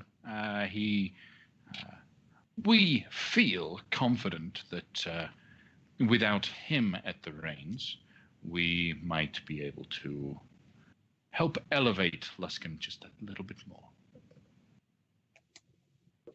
Okay. Kill him. Get whatever it is from him that you need, and we'll give you the rings. All right. thank you for your time. Sorry to interrupt whatever was going on here with all of you sitting on the same side of the table facing the same direction. It's weird, but whatever. I'll just show myself out. It's That would be good. great. And he waves a hand and the door starts to close in on you anyway. You Great. walk down the stairs. See, I told you, Kevin, he would be right back. He probably forgot his, you know how it is. He was probably looking for the bathroom. Well, I'm done here. I don't need anything else. We can leave. All right, You guys let's ready to go. leave? Great. All right. Okay. As our heroes leave the host tower at the Arcane with that in mind, thinking about whether or not they really need resistance of fire, deciding to weigh everything up, we're going to take a quick 15-minute break.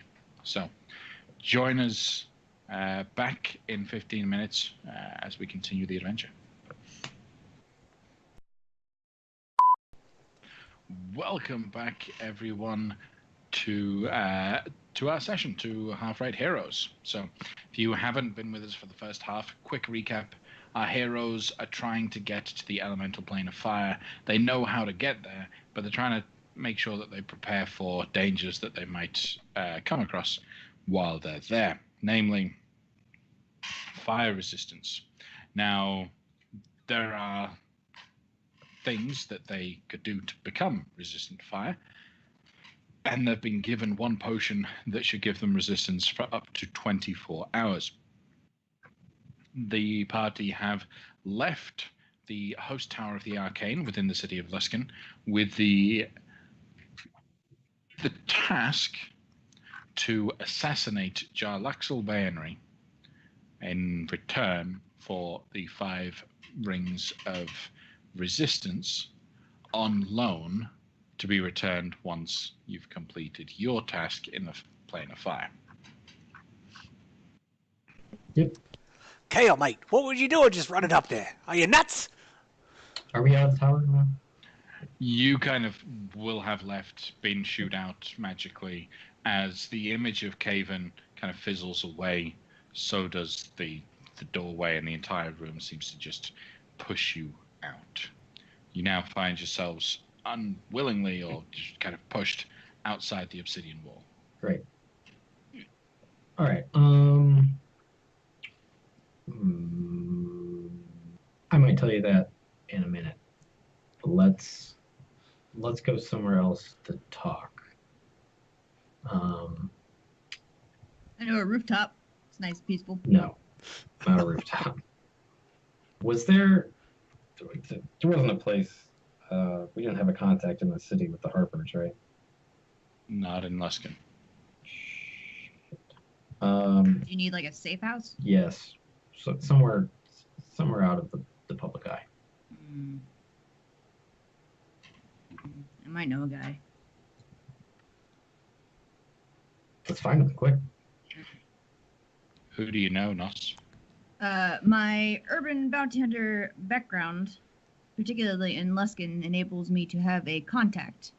And this contact may or may not be affiliated with an organization that would have a safe house. Okay. You would know how to find your contact, and with your specific contact, this guy particularly likes to stick around the docks quite a bit.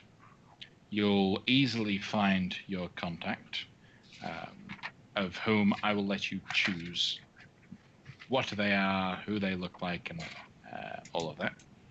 Who would be your contact from your background? I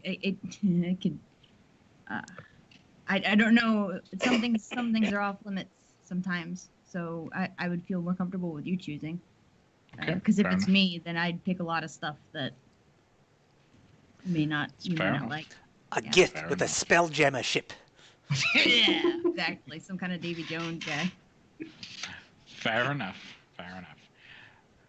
You are right on the regard to the fact that he has a ship. This individual, who we will say is a bald, like bald, no hair, tabaxi. Okay. But he keeps his skin tight enough that unless you really look, he just looks like a wrinkly old man. That's funny. Maybe he's got like a clip in the back of his neck and he walks Yeah, around that's- stiff like this. Mhm. Yeah.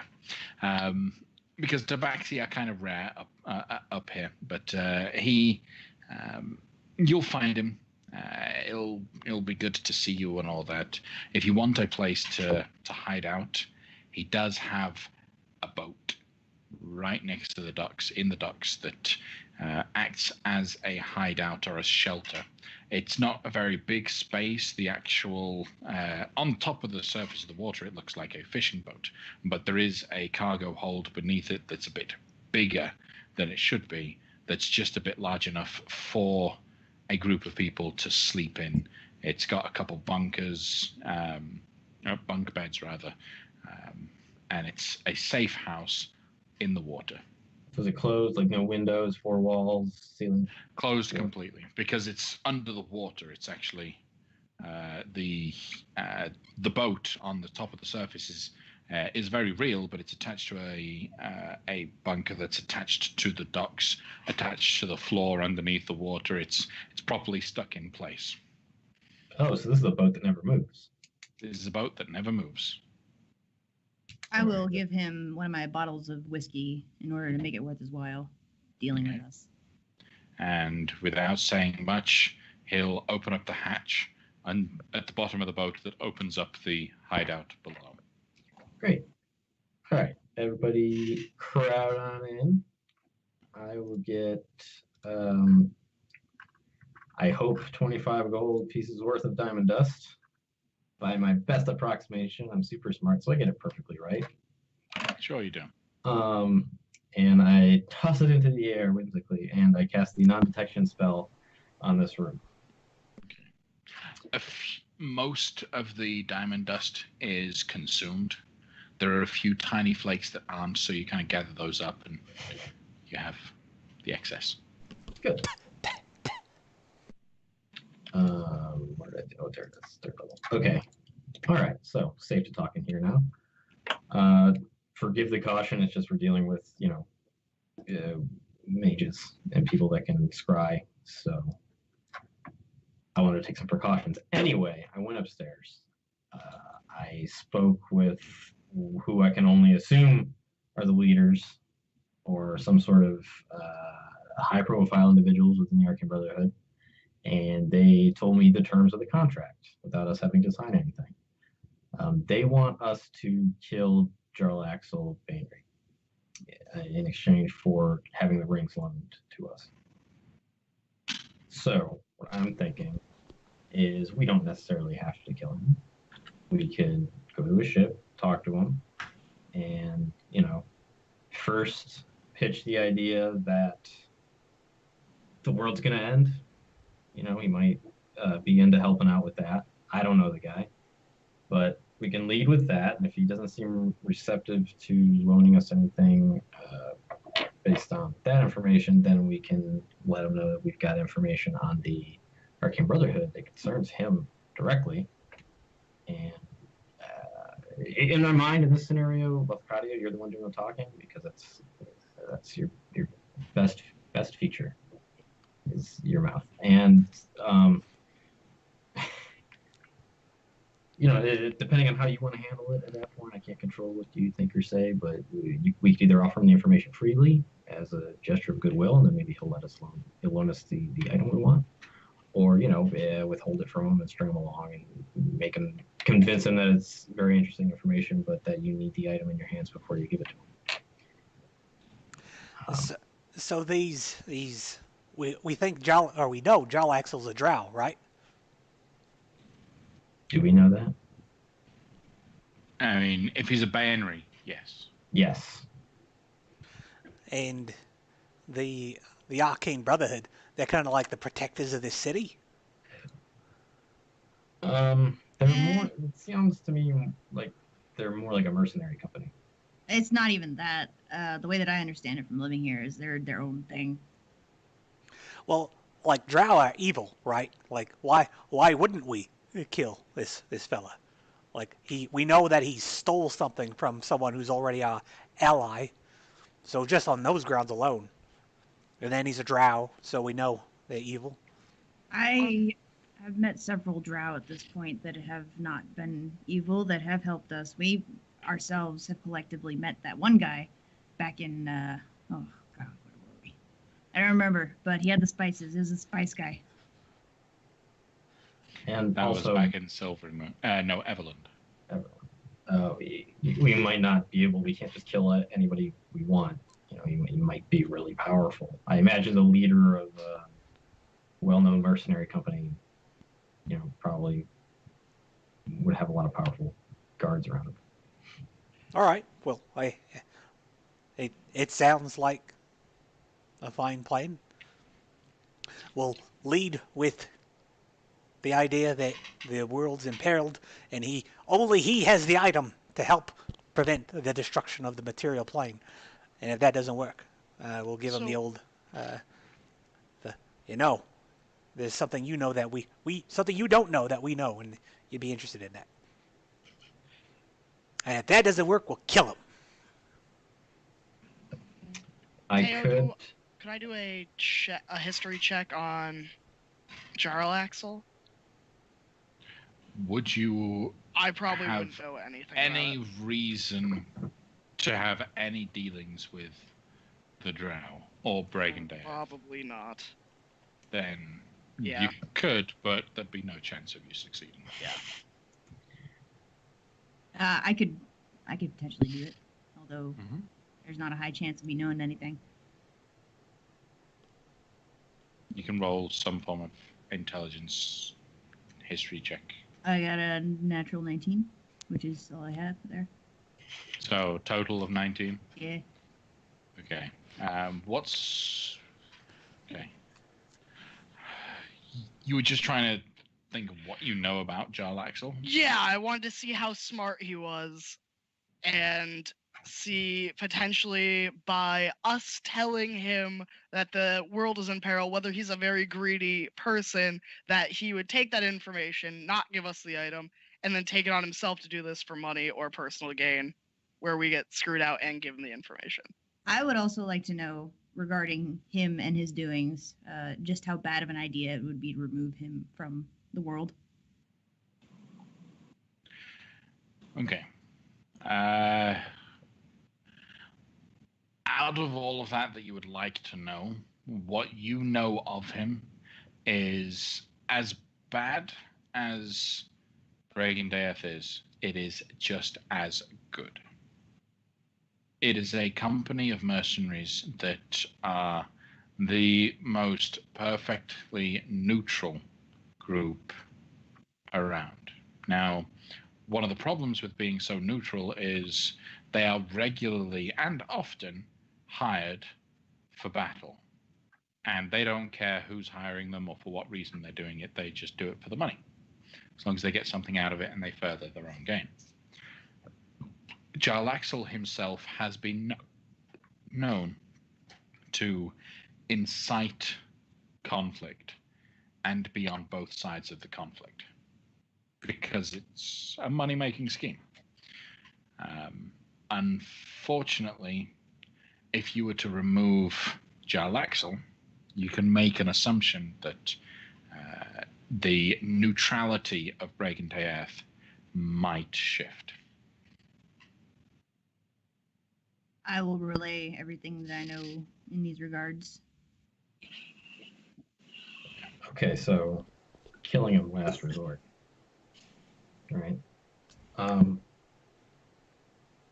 I can wait outside the ship, and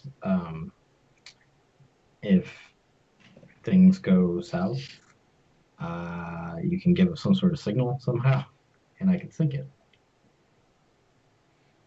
Which, by the way, I don't know if I apologized for before, but sorry, I tried to just sink the ship before. I don't feel great about it. Well, devils might. What are you going to do? They're very sneaky with how they corrupt us. Thank you for apologizing, though. And letting us know how you felt about it. That's nice. Sure. I appreciate it. But yeah, I could do it again to a different ship that we're not all on, maybe. Well, we'd Or probably still be on it. You would be the be one. prepared for it, at least, I guess.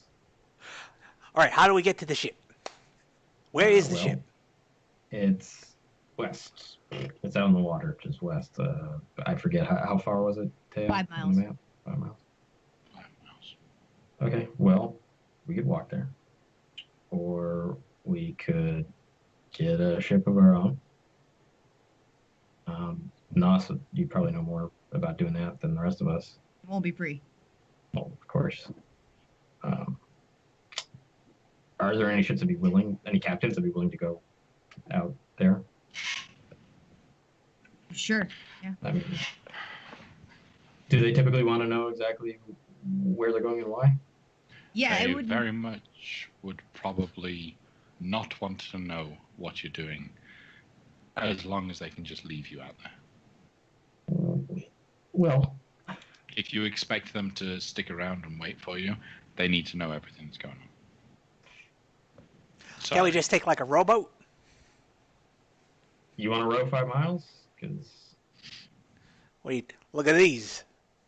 It's covered in fake armor. You wouldn't be able to see what I just did there. if you It's very impressive. want, I guess I've never rowed on the open ocean before as Kale, so I don't know how hard it is. But in real life, it's pretty hard. Yeah, if that's what you guys want to do, that's fine. Now, I'm wondering, Nos, you seem to know a lot about this character. How do you feel about uninvited guests? I don't know. I don't know him personally. Mm. Just a legend. So I'm wondering if it would be maybe a good idea to set up a meeting with him through an intermediary. In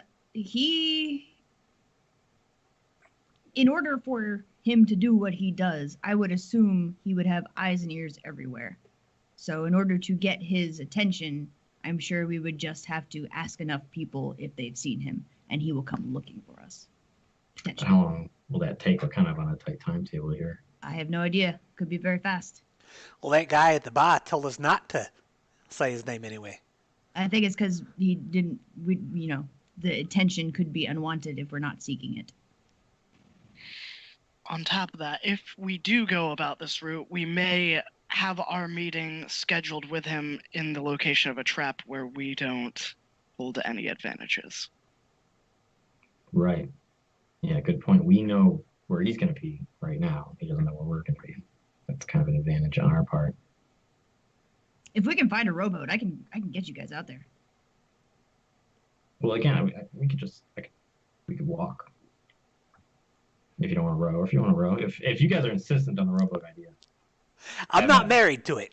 If like walking on water sounds really cool. So if you can make that happen, I mean, I'd still like to be able to breathe. If that's a thing that could also happen. I can do that. Yeah, he could take care of that, and also the water walking spell would keep you from being submerged in the water. Well, that's I understand how it works logically, but Okay. I still have my reservations. Right. Fair Are enough. there any aquatic beasts we should be worried about, Nos? I mean, people die much more often from other things than shark attacks, if that's what you mean. That's fair. Sea cows. Be careful of the sea cows. Yeah, stay away from the sea cows. They're very territorial. Noted. Now, when you say sea cows, what is that? It's a manatee. I know that in real life. We could tame them, and It we could could. be something crazy. D&D. There's like sea Sea farms. minotaurs. All right. I didn't grow up near the coast, so I have no idea. A minotaur. Anyway. Nice. All right, so we got a plan. All right. So you guys want to go get a rowboat? Let's go get a rowboat. Sure. No, that's not what we're doing. What? We're walking. Well, okay. Here's what we can do. We can do a hybrid plan. We can get the rowboat, and while we're on the rowboat, I can cast the water walking spell, and it lasts an hour. thought it was 8. Uh, well, at some point, I can just cast it on us. And in case we need to use it, the option's there. But in the meantime, we'll have a robot. All right, rowboat it is. All right, Does so Okay. our rowboat have an anchor? Nope. Not you'll be able to find a rowboat. An anchor isn't really going to help you out in open ocean. But Nos, you'll be able to find a rowboat. You've got enough friends. You know the quartermaster in here. You can easily acquire a boat with 2 oars. If you want just a small one for just about the 4 of you, you can acquire one or rent one for 20 gold for the day. Okay. I'll be What if like, we wanted to buy one? You want to buy it outright? Yeah. I want to say 200 gold for a rowboat permanently yours. Can we get it modified to have like bicycle pedals so we can? tassels. Maybe at some point, but not for today. Okay. All right, let's rent one. All right. Well, it's just I'm concerned about renting because we might not be able to bring it back. Return it. Is there an insurance? Is there renter's insurance we could get? Maybe. I'm very not sure it's optimistic. something- We're gonna leave best of friends with this fella. I don't want to I don't want the rowboat rental person to be out above, without due compensation. Well, if worse If you comes to want, worse, he'll let you put down a deposit of 200 gold that if you don't return the boat, you've effectively purchased it. Okay? All right, I got that. I got 200 gold, I think. Okay. All right. Yes, I'll give him. I'll do that. If you complete this with enough time to be able to return the boat to Luskin, you get your 200 gold back. Perfect. All right. I'm gonna change my disguise to have like a pirate hat, a tricorn hat, and I will stand on the prow like Captain Morgan. I thought And you I'll- were rowing though. No, Nos is rowing. Else is wrong. I know my Okay. place. So the water is quite choppy, especially the further out to sea you get. It is going to require some amount of athletics to be able to row.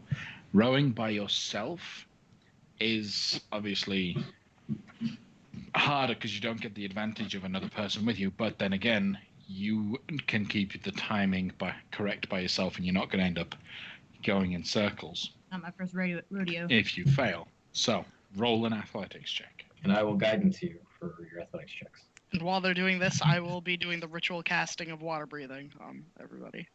Okay. I'm looking all comfy in my uncomfy chair in the back. 32 with guidance. With the guidance on top is a 32. Okay. You plow through the water just nice and easy.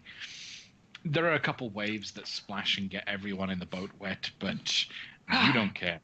You are headed out to sea. Now it's 5 miles, and you get there in about... You get there in just about 2 hours, where the boats come into view. You can see 2 boats just at just ahead of you, just further west of you. Both large galleys by the look of things, and of these galleys, they have the names painted on the side. Now, I'm trying to remember which ones they were. 1 second. The eye catcher. The Heartbreaker, or the Hellraiser. Ah, yes. Okay. Hellraiser So, was at The Neverwinter. Hellraiser was in Neverwinter, so it's the Eyecatcher and the Heartbreaker are both positioned out to sea. As you guys approach, we're going to phase back to Wampum. Now, Wampum, you're working the forge. You'll get an opportunity to spend as much downtime as you wish in the plane of fire, but working the forge, you can get quite a bit of work done. He's given you a task to create some swords. Now, these swords in particular are an interesting batch of weaponry. And the type of forging that he's got you working on is crafting lots of different types of weapons. In fact, he has you craft all of the weapons on the list of martial weapons. Long sword, great sword, and so on. I think those are all the martial ones. And everything on the martial weapon list that is melee, right? After talking to him, you find out that the job that he's working on is to actually combine all of these weapons into one weapon. His job is to actually create a single weapon that can transform into all other martial weapons. And that's the work that you are doing. So, how you gonna? That gotta be magic there. Yep. The way it'll work, you'll be crafting the individual weapons, and then we'll have a magey friend of ours kind of combine them. Into, you say, one weapon. Yep. Oh, it'll be a beauty once it's done. So who the weapon be for? I don't know who's bought it, but someone's requisitioned it. I understand. Yep. Well, let me ask you a question here. Yeah. This place be hotter than Morden's Forge. Oh, yeah. How ye be coping day by day? I don't notice it too much while I'm in my forge. From what I've been told, from what I've been given, the locals told me, the city itself is protected against the extreme heat. While it's always going to be hot, it's not going to be dangerous in any way. If you step outside the city walls, then you have to deal with the heat. But inside the walls, you're fine. So have ye seen anything that be helping ye outside the walls? Yeah. I mean, a lot of people are willing to help out. Depends which way you're traveling, really. There are elementals here that you can hire to protect you when you go out for an excursion. Like a bodyguard. Something like that, yeah. Like recently, I took myself and a few others out onto the Sea of Fire. Well, not the whole sea, really. Just specifically, we went and had a little cruise just outside the harbor, outside the Magma Gate, and the boats that they had us on were protected, just like the city is. So ye can rent one of them? Yeah. So what's they cost? Do they cost souls too? Well, the people trade with all sorts of things. If you have anything precious, they'd happily take it. In fact, the elementals are really easy to convince if you give them a precious gem. Oh. Like a diamond or something, you know. Okay. Yep. Well, since we've been working these days, I'd be looking for maybe a upgrade on me gear here. Yeah. What kind of upgrade are you looking for? Well, I have me dwarf plate now, you see. Mm-hmm. And I have me shield here. Legend says it's supposed to be called a sentinel. Right. I'd be looking for maybe something more rare in the enchantment, you see. Right. Well, if you got the coin, you can obviously buy something from the commoner's market. Um, the furnace probably has a lot of the more higher end stuff in it. Um, but if you want, we could craft something together. If you're willing to work here for it, take a couple weeks. Well, not knowing how long my people be taking, I'd be working it off. All right. Well, when we have some downtime, we'll get to work on improving that there shield of yours. That sounds me good. First thing we need to do, though, is we need to throw it in the forge, and we need to melt that thing down. Okay. Do you do that? Yeah, I'll do that. Okay. All right. So your sentinel shield is being put inside the magical forge to melt it down to its constituent properties, and over the course of the next couple of hours, it will become a molten metal that is imbued with magical energy that allows it to be reshaped and reformed. You do have one less sentinel shield. Yep, just deleted it. Okay. All right. We'll zoom back to the material plane. So you're on a boat, and you see two other boats. What do you want to do? What time of day is it? It takes you 2 hours to get there, so it's up to you what time of day you leave. I If mean, you're in it a won't- rush, you'd end up getting there about midday. Well, just after early afternoon, I'd say, if you're in a rush.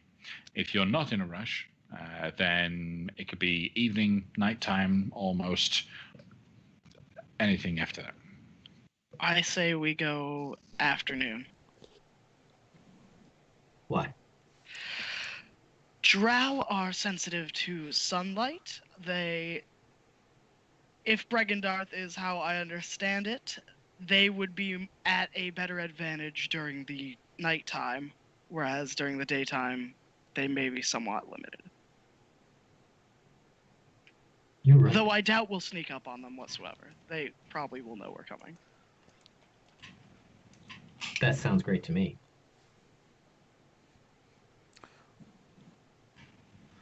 Is that what you choose to do? Everyone? Yeah? Aye. Yeah. I I just Yes. want to get going. All right, Alright, let's lock let's in do our it. choice. Okay. So, you got two boats. The eye catcher or the Heartbreaker. heartbreaker. There we go. Heartcatcher. I start waving my hand. I say, ahoy! Okay. I'll start just paddling towards the Heartbreaker. You get closer to the heartbreaker. Eventually, a couple sailors will get to the side. When you get close enough to really respond, they each have crossbows out, aimed at your little boat. Parlay! What is that? What is that? Parlay, is that some kind of undercommon? I don't think so. We've come to talk to your captain.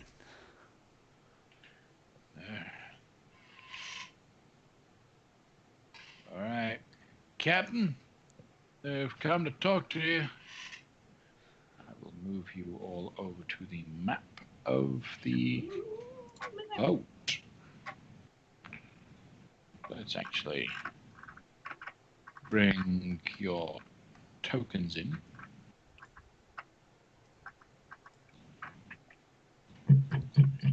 No one. So just the three of you. So you guys are in a boat. You're approaching off to the side, as described previously, because you've seen this this boat map before. Can you all see the boat map? Mm-hmm. Yep, and you can see all versions of it. Cool. So as you are approaching the boat map, this is obviously the main deck, and you've got the upper floors to it. There are sailors along the edge that have all trained their crossbows on you, and eventually a wide-brimmed hat fellow approaches.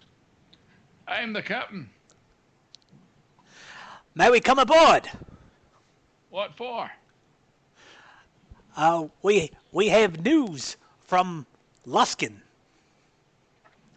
and it concerns you, Captain, and it is of a sensitive subject.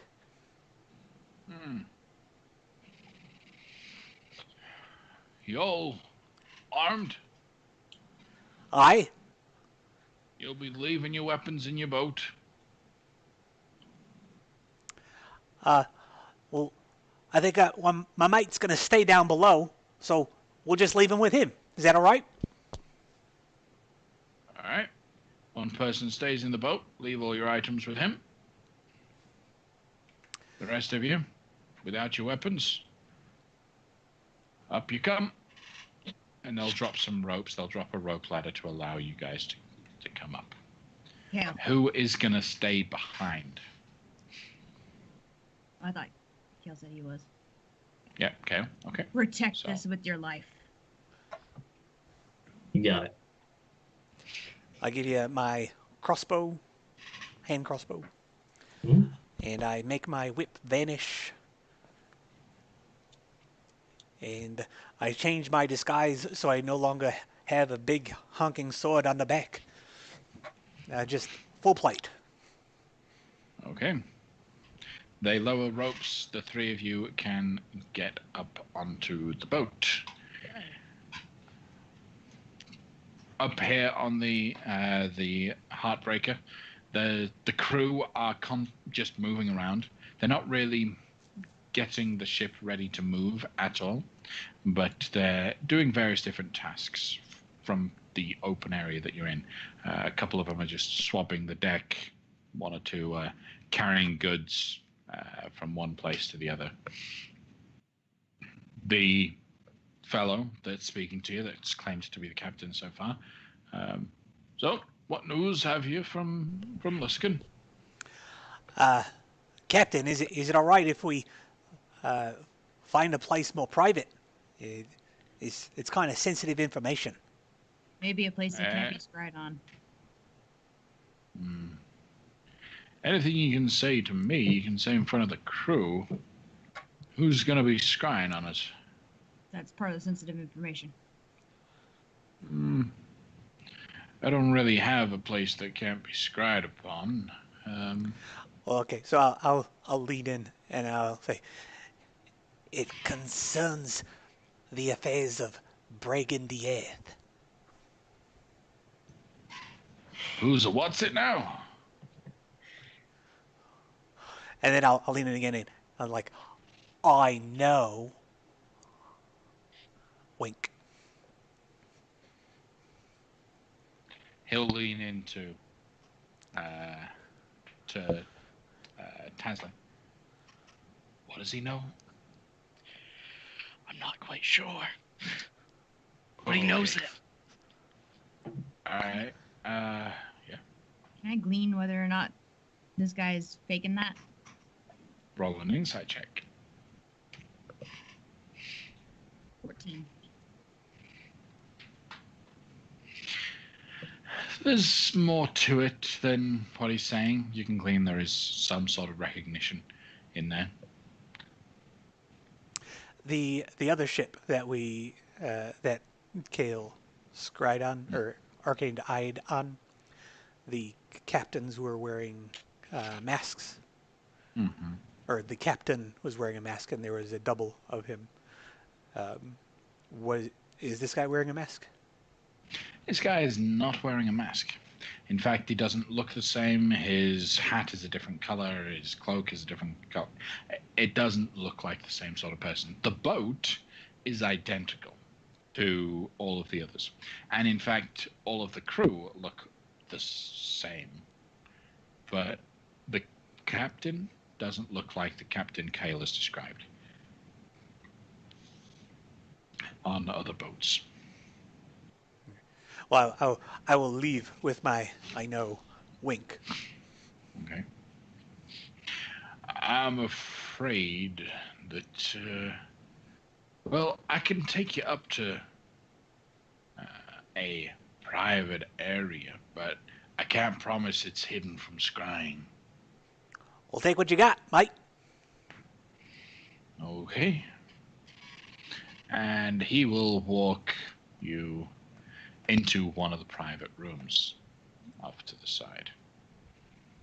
It's a tight squeeze in here for 4 people to fit in. The room is a little bit low, so even he has to be kind of crouched down a little bit. So, what's the deal? We have reason to believe that.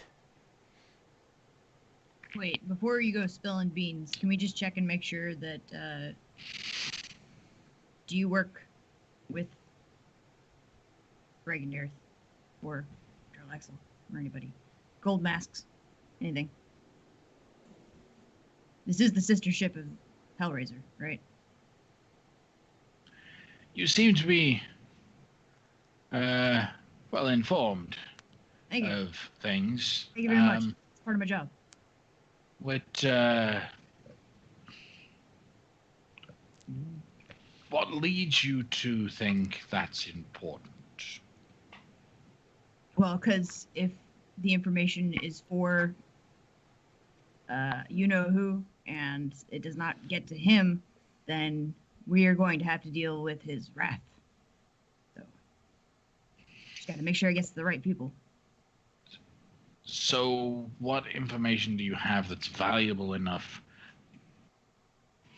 for me to deliver it? Okay, all right. Just got to make sure that you are capable of doing so. All right, go for it. All right, I cast suggestion. What is the suggestion?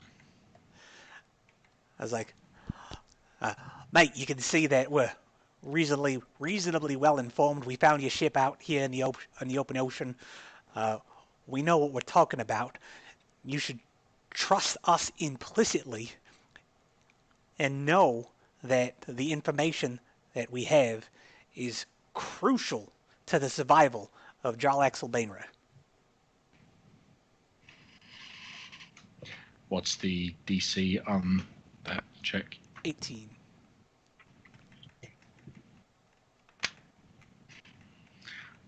Oh, that was close. You rolled a 17. Okay. So this is vital. This is very good information. Okay. What? Yep. Okay. Yep. Okay. But it can only be delivered to the man himself. So, really, we gotta get it to him as quickly as possible. Where is he? He's below the ship. Can you either? Well, yeah, just take us to him, quick. It's a matter of life and death. Okay.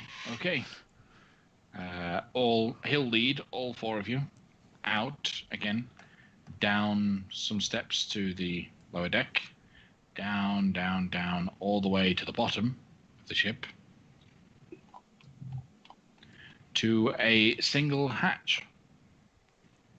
He'll begin turning the hatch, pulling it up, and you see the bottom of the boat opens up to a tight tunnel that drops out into something else. By the way in which you've gone down multiple steps, you are clearly at the bottom of the boat right now, but then, just like you had thought before with the latching system, there is another boat that's connected underneath. Heartbreaker. Go down there. You'll find him down there. They're not gonna attack us when we go in there, are they?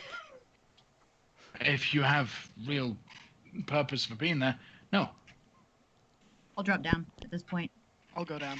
And as soon as I get there, I'll do a little mean you no harm body language. Okay. Let me drop you off at the Scarlet up and off map, courtesy of the Waterdeep Dragon Heist Adventure. All right.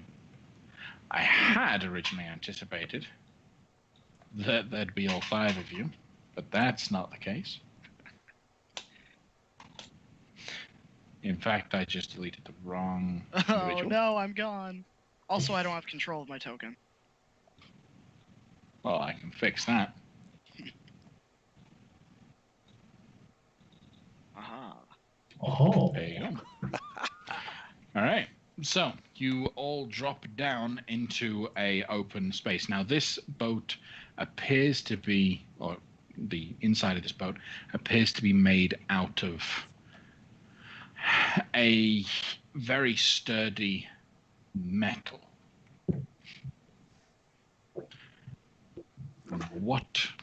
But you can actually, there are even windows, I believe, from there that allow you to be able to see that you are under the water. So there's no one around us? There is no one immediately around you. There is just a corridor that leads directly south of your current position. Okay, so I'm going to just grab my rod real quick and recharge a spell slot, Okay. just in case. And I will remark, well, I guess the sinking the ship plane probably not going to help in this case. Yeah. Probably not. All right. Shall I take the lead, or do you want to? I'll do that. Very well. Okay. Doesn't take you very long as you're walking down the corridor to hear footsteps walking towards you. A single individual strides, and I mean properly struts, forward into the light, picks off his huge wide-brimmed hat, and bows heavily. Good day to you all. So, you want to see me? Good night, mate. We're friends of Loic. Really? That's surprising. Your friends, you say? Friends is a term used loosely. Acquaintances. Okay. He suggested that we come see you about a matter of grave importance. Really?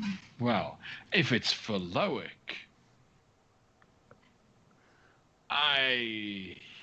how do I know you're actually from Loic? Do you have any evidence to support such? Would I have any evidence to support that, as Loic was the one that contacted me originally? No? Okay. Loic didn't give anything, so other than you just proving you're telling the truth, you don't have any physical evidence of it.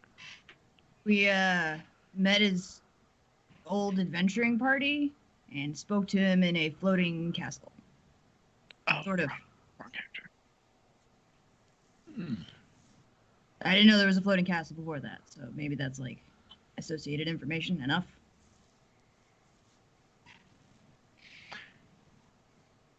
Okay. That is a nice castle, isn't it? Yeah. I asked him how much it costs to run it. It's gobs of money. I don't know how they got to the point where they are. If you have any insight on that, I'd be interested. Or perhaps we can talk about things. Okay, so you're friends of Loic. For that, I won't be killing you on sight. Woo! Follow me if you'd like to talk.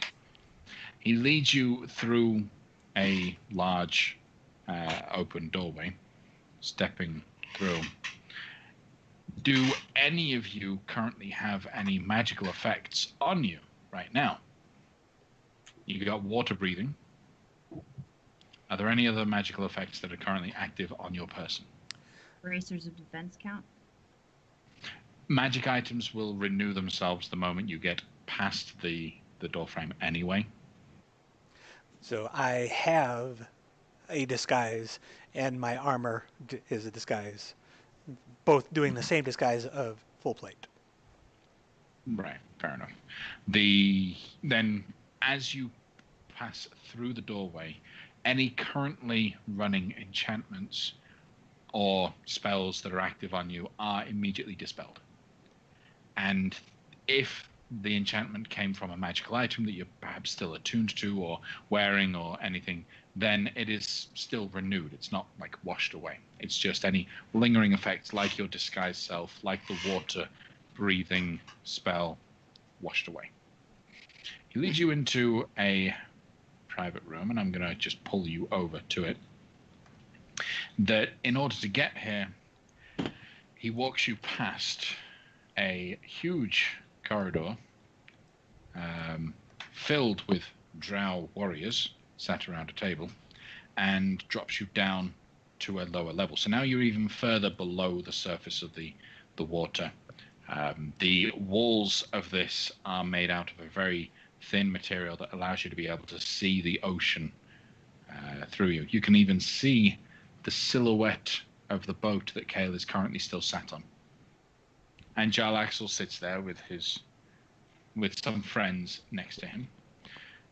So, Loic sent you. What do you want? So, there's this thing happening to the material plane, where Right. I guess the different planes are kind of bleeding into it. We've been to the Feywild and the Shadowfell and discovered crystals that were linked to this problem, and we've destroyed the crystals and thereby saved the material plane from their influences. However, we've learned that there are more of these crystals on the planes of the elemental planes. And Loic seems to think that you have a device that would get us to these places. So we were here to appeal to your good nature, to say if you have a vested interest in the material plane continuing to exist, if you could just loan us this item, we could hop to these other planes and take care of these problems all by ourselves. No commitment from you. When we're all done, we'll come back and bring you this item back. How's that sound? Loic is right. I have such an item because I took the item from him.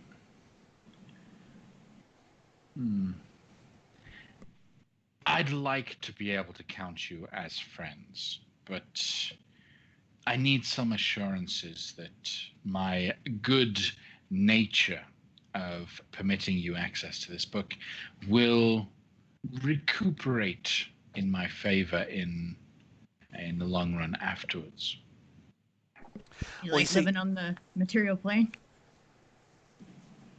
Well,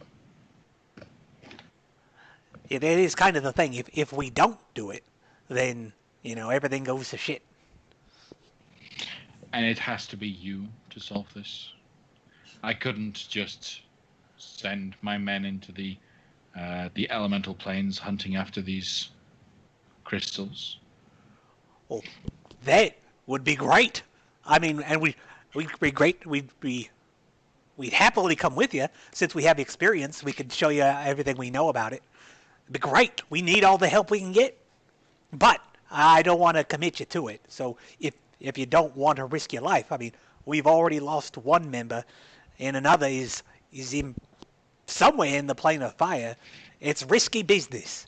So there's no sense in you risking your life for it if you don't want to.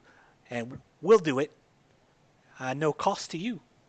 Maybe a thank you, but I don't want to push it. But there is a cost, you see. You'll be using something of mine, and I can't be 100% sure that I'll ever get it back.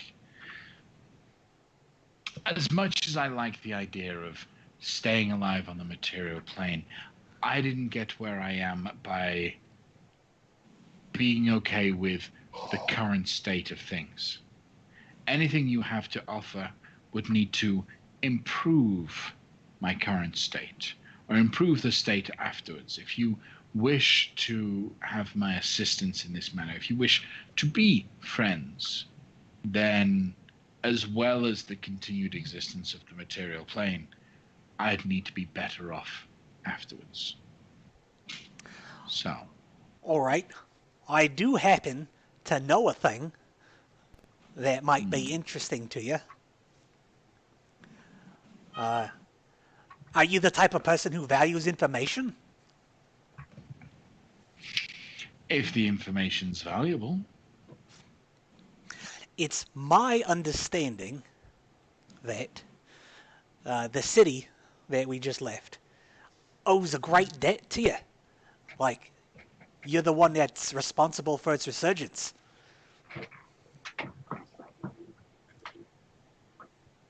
Is that, am I right in understanding that? If that's your information, you should probably just leave now. What I find interesting is that there's some powerful folks in that city that owe so much to you, are interested in seeing you dead. People interested in seeing me dead is not a new thing. Go on. Would it be surprising to learn that there are people in Luskin that want to see you dead?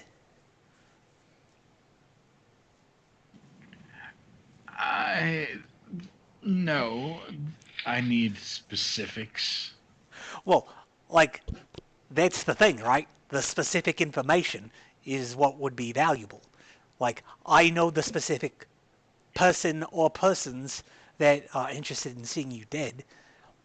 Would that information be worth it to get us this temporary usage of this item you're probably not using that'll enable us to save the world?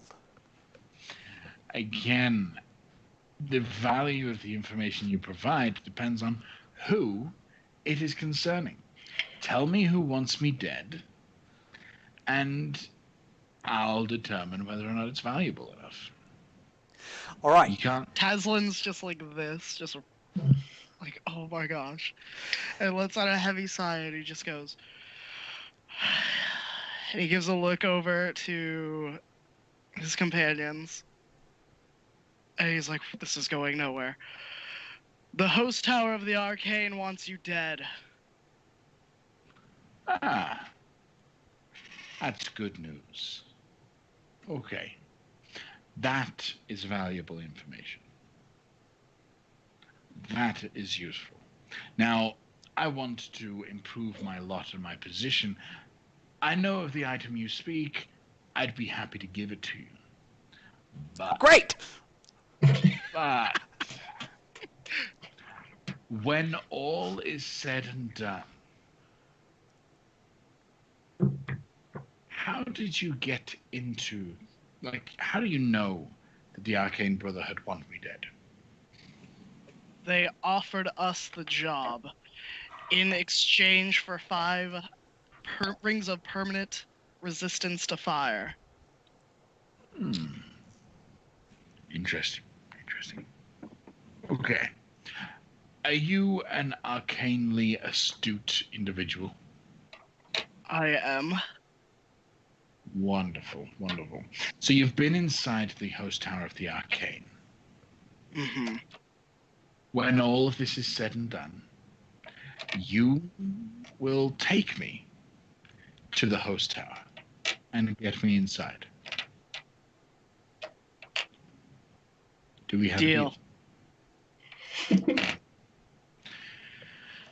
He'll reach down and underneath the floorboard pull out a chest, lifts open the box, pulls out a cloak, kind of hangs it off to one side, pulls out a quiver, puts that to another side, and then pulls out this small orb-like device.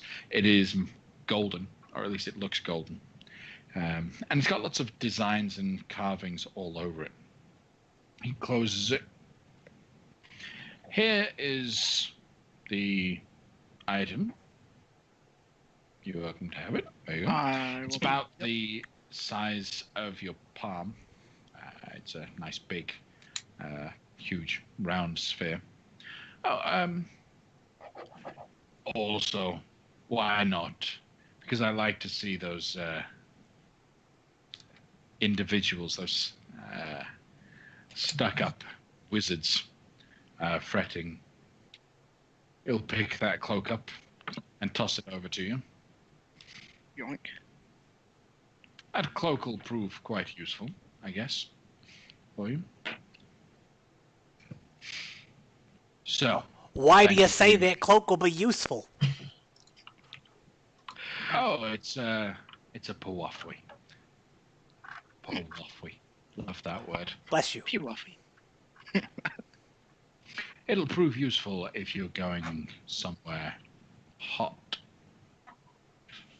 If you need something with fire resistance, keep that on you. Then we are grateful. So how quickly were you looking to get into that tower? He said when everything was done. All is said and done. I will call upon you. What's your name? Lafcadio Whitehorn. That's your No. service. Grey one. Yes. Oh, to Haslin Evrio. Wonderful. Commit that to memory, he says to the ladies on either side of him. Taslin Everall. Okay. Yes, when you're done, I'll call upon Taslin. We'll go and visit the Arcane Brotherhood. Savvy? Savvy. Let me do you one better. If you were interested in getting in there quickly, they wanted to offer us some rings of that would help us survive in the elemental plane of fire, in exchange for ensuring you are no longer among the living. What if we brought you in under the pretense that you were dead, so that we could get them rings, and then you can do whatever you want? How's that sound? Cleverly. I like you. We're gonna be good friends. Let's do that. Let's do that. You guys are going to have an assault on the host tower of the Arcane with Jarl Axel on your side. Good job there. Okay. No. He can do all that. We're just gonna take the rings. I was like, good day. Don't tell him that. We'll just mention we're out. Okay. That could be an interesting scenario, something I need to prepare for. All right. So, he'll agree to it. If you want to make it look that I'm dead. Missy, would you please? And you'll watch as the individual right next to him suddenly changes form to look just like Jarl Axel, minus all of the equipment. Pretty good looking, don't you think? Yeah, you're a very handsome fella. 10 out of 10. Okay. Play dead, would you, for them? And so the doppelganger will collapse to the floor. Are you sure that this is gonna get past a bunch of wizards? Like, have you tried it before with a bunch of wizards? If they're looking for enchantments that are magical illusions, that'll get past it. If they're Cool. looking for a shapeshifter, then, well, it won't get past. All right. But and he'll flip his cap, change his form, to look like he could be Nos's younger brother, maybe. Shrinks a little bit, changes his form into a hobgoblin look, wearing the cap that's kind of shrunken down to be more of a flat cap now.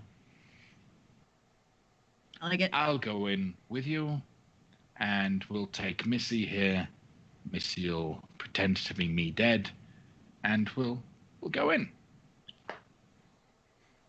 Right. Good. What could go wrong? I don't think a single thing. Not one. Okay.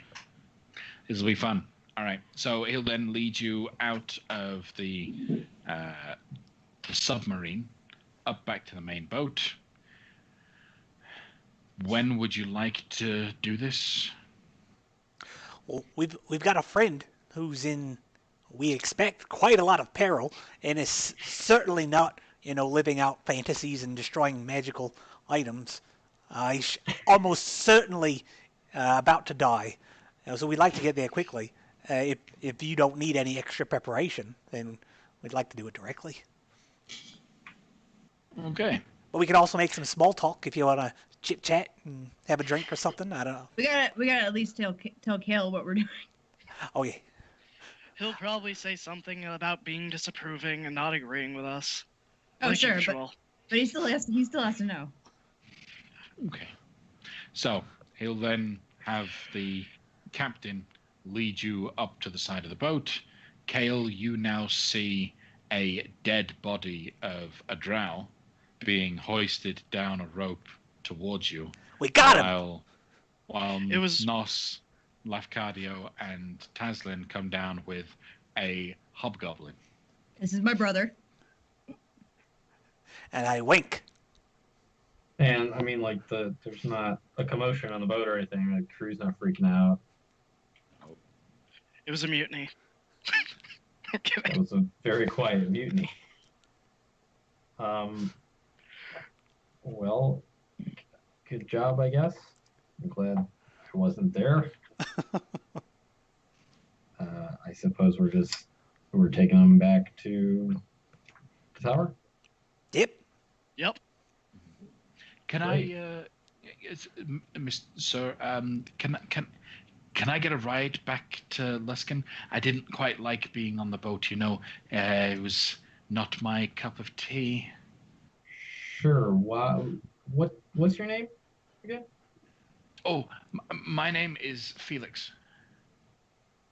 Felix? Yeah. All right. I haven't met a lot of goblinoids, so I couldn't say whether or not that's the normal name. I'm trying so hard right now not to bust a gut. And why were you on this boat in the first place? Oh, it was a nightmare. The horrible, big, mean guy, his men took me and they had me in a cage, and I was pretending to be their pet for a while. They didn't like me, but I with your friends, they got me out, and I'm free. Please take me to Luskin, Mr. Sir. Can I do an insight check on that? Absolutely. You, for some reason, have disadvantage on this check. Sure.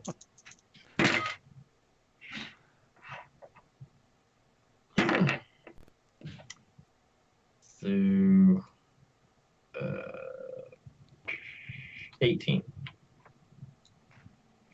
With disadvantage? Yep. Pretty good. There's something a little bit off about him. Do I get the impression that he's putting on a show for Kale, or is he putting on a show for the folks on the ship? No, you can tell he's putting on a show more for Kale. Okay. The very fact that the people on the ship didn't react to the dead body of their captain being raised up seemed to think that he wasn't putting on a show for them. All right. I kind of look at him funny, but then I flick to Nos. I'm like, really? I mean, Can I tell him? Can I tell him, please? This has been great, but he's got to know. Otherwise, he's going to get caught with his pants down when we get there. Fair enough. He'll reach to his face, which is disguised to look like just a hobgoblin's face. Mhm. And it almost looks like he reaches in to grab a patch of skin underneath the eye. As he pulls it up, you realize it's actually an eye patch that's made to look like another eye. And underneath there is Jarlaxle Henry. Don't be Well- gross, mate. I've never seen him before, so this just raises more questions. I still don't know. You see a drow, a dark-skinned individual, bald head. His wide-brimmed hat has a nice, beautiful white feather poking out of the back. Long purple cloak, leather armors. In fact, has a full-bodied picture of Jarlaxle. Which... So, Kale, with the idea that we're going to bring Jarlaxle to them so we can get them rings. Oh, are you Jarlaxle? Oh, yes. Yeah. Are you also a friend? Yes. As they're talking, I'm stuffing the Peewafee into my robe bag, and the little item I'm stuffing right into that nice chest pocket inside my robe. All right. Safe. So you all came to an agreement then. We did, and I think it's going to be a fun one. Great. We're Okay. going to destroy the Arcane Brotherhood. I have no qualms with that because they tried to kill us before. So you know what? Screw 'em. That's not exactly Perfect. what we agreed to, Mike, but, whatever. Yeah. We'll do that and it'll be fun. On the journey back towards Luskin, the 2-hour boat ride, as it were, Taslin, you will be able to come to an understanding of how this object works. The object is actually like a puzzle sphere. It's got lines all the down of it. If you were to spin it, you'd probably see like 12 different sections on it. And those are then split up equally so around the other side. It's a very intricate designing pattern of moving and twisting. When you twist it into the design of a plane, it begins to hum in attunement to that plane. And then you can use an action to snap it, and you and those that you choose will teleport to that plane. Adida. It is, as far as you are aware, as far as Jarlaxle is aware, it only has solutions to the 4 elemental planes. It may have more, you just don't know. Mhm. Okay. If you spend time playing with it, you might be able to find more solutions. Perfect. Yeah, accidentally teleport. Yeah. As long as I don't click it, I'm fine. As long as you don't click it, you should be So good. during my downtime activities, that's what I'll be doing in the future, unless I specify otherwise. All right. Also, Speaking of I'm which- going to identify that cloak. Yeah. It is a cloak of elven kind that also grants fire resistance. Okay. And does it have the damages where it's put to sunlight, or? It does, because it is a Pewafwi. It does lose its magic if it is out in direct sunlight for more than an hour. Ooh, okay. So you've put it away, you're fine. In the elemental plane of fire, thankfully, no sunlight, because it's not actual sun. But getting back, you'll have that problem. Okay. All right. Now, our heroes will head back to Luskan. Wampum, by the rate in which these guys are going, you will meet your friends within a day, so to speak. So it'll be more or less just after you've melted down your sentinel shield when they arrive to join you. We will talk outside of this what your new friend might be able to perform for you and craft for you. But there will be a time where you won't have your shield to help you. Okay. Cool? All right. In which case, our heroes will take a break at that point. We're going to end our session here and continue on next week through Half-Rate Heroes. I need to actually build the maps of the Arcane Brotherhood. Wasn't expecting that to happen. And that is one of the things that I absolutely love about D&D right there, is I didn't expect that to be this turn of events. So we'll see you all next week as we assault the host tower of the Arcane. Luskin ring heist. Woo! See you guys. Thanks.